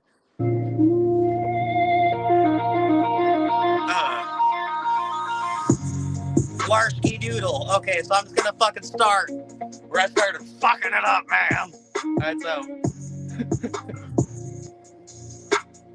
On the switch, playing fire red. Fat ass stab straight to the head. Friends all left, me off dead. This we right here is all that's left, and I'm gone. Long gone. I stood for something, now I stand alone. I hate reflections, can't stand my own. Chose to wander like a vagabond, cause no place really feels like home. I'm singular, there's no one else to believe in me. Just myself, trust easily, and hurt is fell. When trust is broken, it feels like hell. And that's when it would,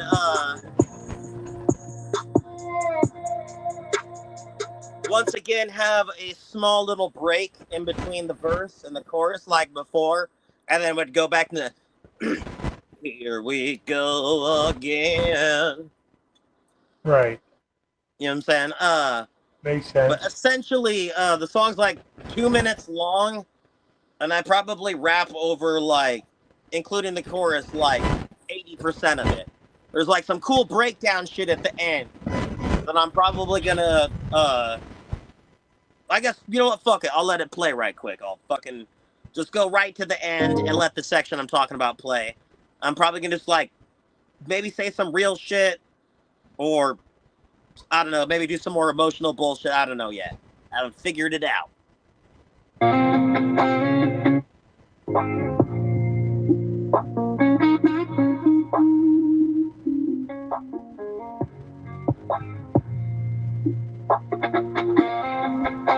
Yeah, I like a good instrumental every once in a while, like Satriani or Like right here.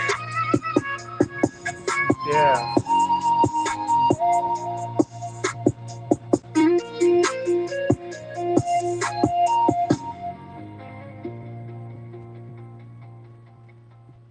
But that shit's gonna be called Highway, you know what I'm saying? And it's entirely, like I say very directly, metaphorical. Like, I got a car, but it's broken down. I ain't got a license. I never had a daddy who loved me. I can't drive. You know what I'm saying? I look at an engine and all I want to do is punch things. Because that shit's mad confusing. But I can spit me some raps. And I can always figure out another way to improve what I do have.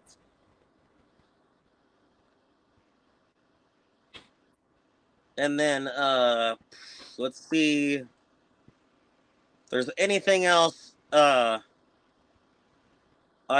can technically show off.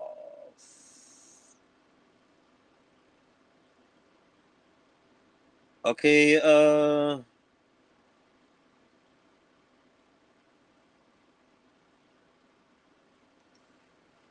no, technically no. The other shit is all, is my verses with the other couple of groups that I'm fucking gonna be doing, EPs and, projects with.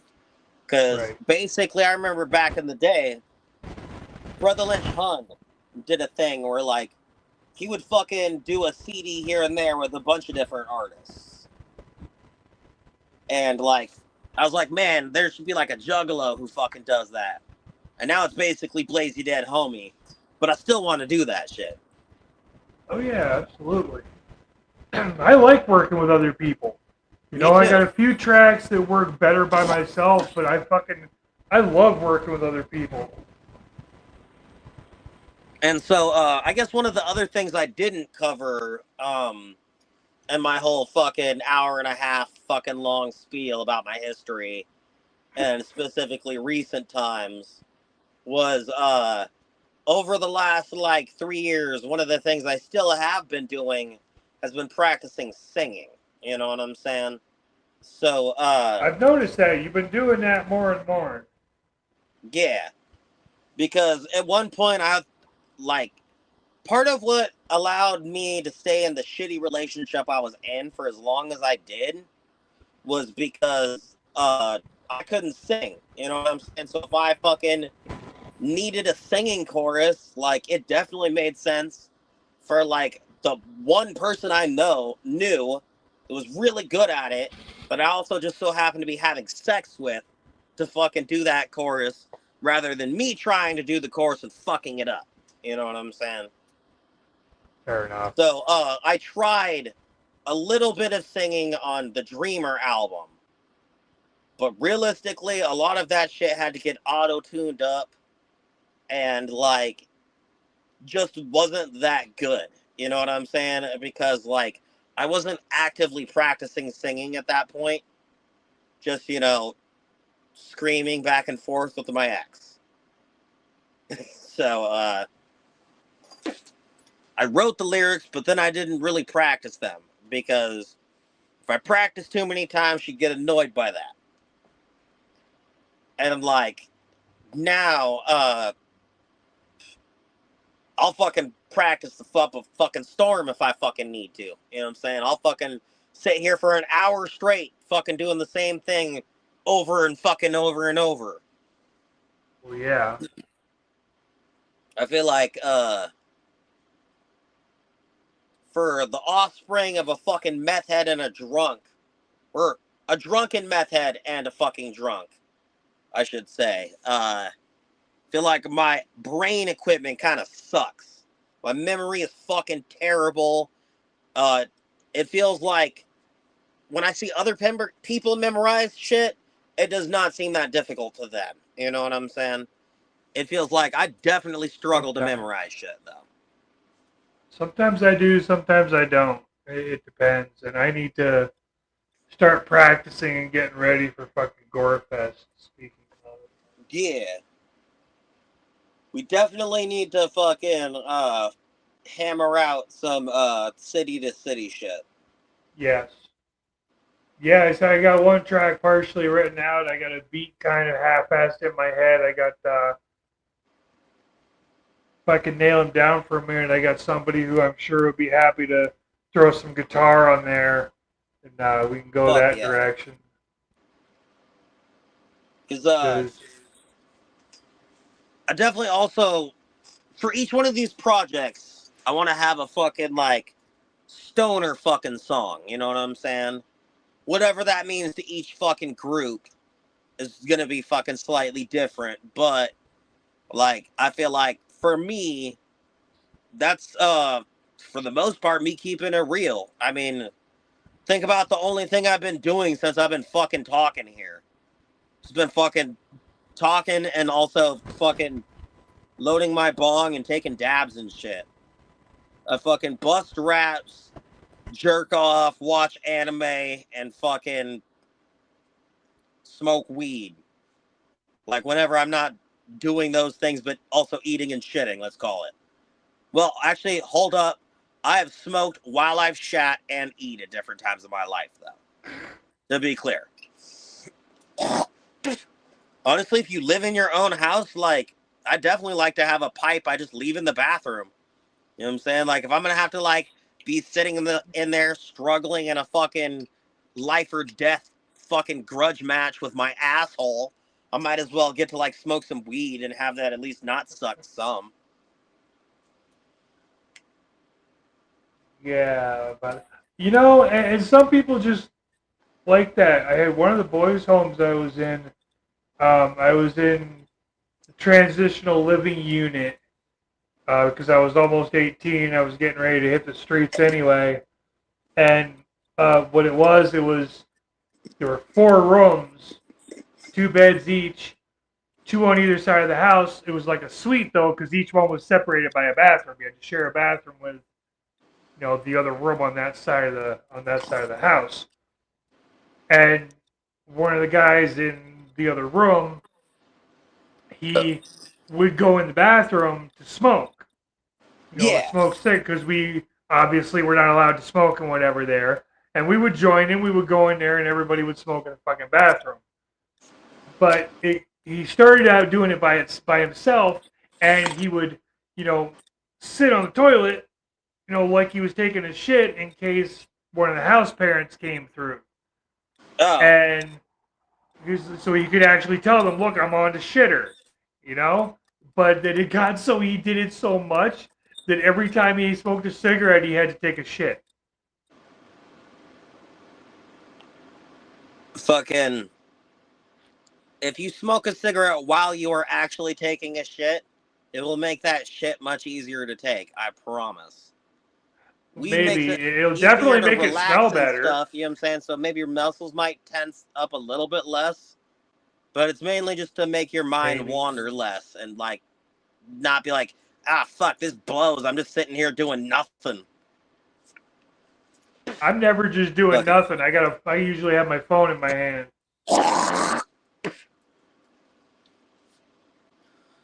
Fucking, with how often I get shadow banned, I have to be careful with the amount I post on anything. This is true. I don't know how the fuck that happens. I don't know. I ain't got that I know of. I haven't been in no haters. People at the message shadow top banned. I hate don't my fucking know. guts. Well, maybe it's the hardcore horrorcore. Who knows? If it is, I think this that's is a an big part of experiment it. because you're about to show everybody something different. So let's see what happens Yeah. now. So that's a big part is like when people are gonna try to be like, oh, you just rap about the horrible, grotesque, fucked up shit. That's your whole gimmick. Like I can be like, no, I can also like chop rap and fucking sing and get emotional and real and like here's this whole other fucking side of me that, you know, you probably didn't even know existed. But because if someone goes to listen to my music for that side of me, and then they hear a song where I'm like curb stomping babies or some stupid shit, you know what I'm saying? They're just gonna tune the fuck out at that point. Quite possibly, yeah. So, I feel like this will give me the chance to, shit, I believe that is my dinner call. That's your dinner But it'll call. give me a chance to revitalize my, career on the hip hop side. Hello? Okay, I'll be in a couple of minutes. Alright, bye. Alright, so yeah, I figure I'll finish up this here bowl and then I'll have to like probably take off. But I feel like I gave a very thorough timeline. You gave yourself a very thorough interview is what you did. Yeah. I didn't have to say shit. Didn't have to ask you nothing. Shit. I guess now is that time. Ask me some shit. Ask you some shit. Yep. There you go. That's Ask all me we some got. shit. I've already asked you all the fucking pertinent questions before, last time and the time before Ask that. them again. Did we do Dead or Alive last time? No. Okay, so Dead or Alive. Anybody you could work with for one track, one EP, one album, whatever, Dead or Alive, who would it be? Oh, my high ass thought you meant the video game Dead or Alive with the boobs and stuff. Nope. So yeah, we did go over this, but just for the sake of saying my answer is still unequivocally the fucking same. Twisted. You know what I'm saying? I would want to work with Twisted. They're my favorite Juggalo group out there. Fucking, they got that dark carnival magic and insane amounts of talent to go with it. Yeah. Fucking, also, I would love to fucking work with ICP. Like, realistically, if I could, let's call it Dark Lotus. You know what I'm saying? Yeah, that would be the perfect. thing. Which incarnation of Dark Lotus, though? Are we talking ABK or are we talking Mars? So I love ABK, but I would go with Mars. Personally. Personally. I would call it reunion of all the members, so ABK and Mars. You know what I'm saying? Oh. Huh. Sweepy says ABK. The ABK is the shit. Woo, woo. Just, throwing that out right quick. Fucking love me some anybody kill it.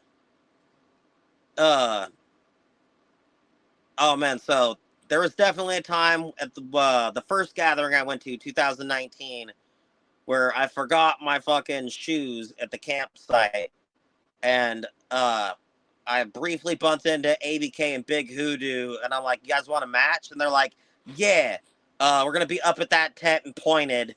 Except for they were in a golf cart, and like, I fucking wasn't. So we left some of our shit at a different location with some other people. So I ran to that location and grabbed my pipe, and then ran up a gravel road barefoot. You know what I'm saying? To get to smoke with ABK and Big Hoodoo, and it was dope.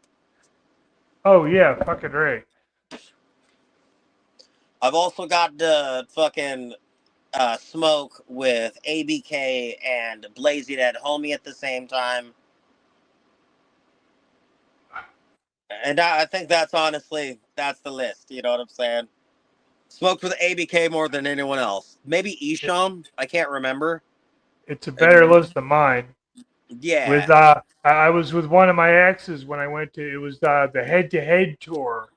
Mushroom Head and Head PE were headlining, and it was fucking awesome.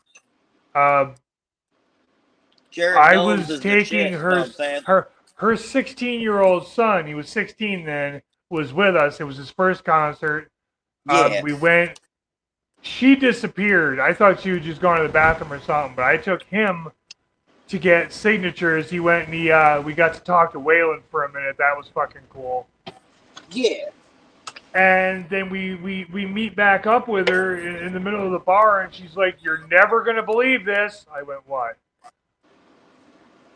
I ran into Jared from Head PE, and he invited us back to the bus to party with them. I'm like, oh,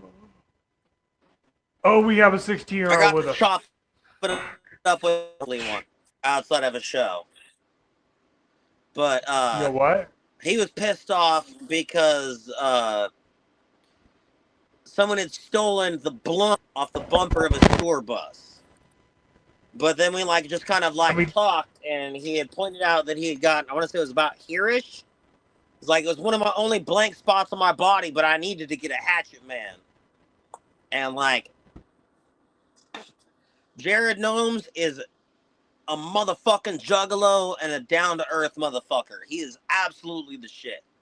That's what I've heard. You are stuttering badly. Your video is trying bad. to be an artist super hard, and oh yeah, so I was still just partying back when I met him then, and it's not like we fucking smoked together. We just talked for 5 minutes. Right. But anyways, I gotta get going for fucking dinner. I feel like 2.5 hours is a pretty chunky interview, right? Yeah, no, that's good. That's kind of average for us. For shit. Oh, you froze up again. There we go. So new tracks coming out. Yeah, freezing. June 17th, July 17th. Look for more shit on the way from the new Eskayus, including collaboration projects. Eskayus. Yeah. City to Look city. at the title, damn it. Whoop whoop, get the fuck out of here, go eat. Whoop whoop. No haters. Peace out, y'all. Thanks for having me, homie. Yeah, anytime, brother. I'm failing at hanging up because I suck like that. I can help. All right, so June 17th, June 8th, or July 17th. New tracks by the new improved, I don't know about improved, but it's definitely, it's an evolution, the new evolution of Eskayus. Check it out. Stay tuned for that shit. Let's see what the fuck else we got going on. We got a guest list. I have a guest list. I can't see it because I don't have my glasses on. We got a bunch of people still coming. You know, there's always something. There's always somebody. Crackle Capone. We got next Saturday in the house. June 20th. So, yeah. Fuck yeah. Crackle Capone, hang out, be here for that. That's going to be a good fucking show. He's going to be a return guest. We got a lot of catching up to do. He's been going through a lot of shit. He's been doing a lot of shit. Lot of shit. And I'm going to let him tell you about it. So, nah. Anyway, much love. Support the underground. You know the drill. You want to see me live? Gorefest 20. Roxy in Roxy Theater in Denver, Colorado. October 2nd, 3rd, and 4th. I couldn't remember the dates, and now I'm gonna beat the impediment because of it. October 2nd, Friday. Get there early, because that's probably when I'm gonna be on. I like opening shows. Stay tuned. Support the underground. You know the drill. Love y'all, love y'all, love y'all. Whoop, whoop. And we will see you Saturday. Next Saturday. Not this Saturday. Not this Saturday. Next Saturday. This Saturday is Sweet Pea's birthday, so wish her a happy birthday when you get that far. Alright, love y'all. I said that already, didn't I? But I love y'all so much. Bye.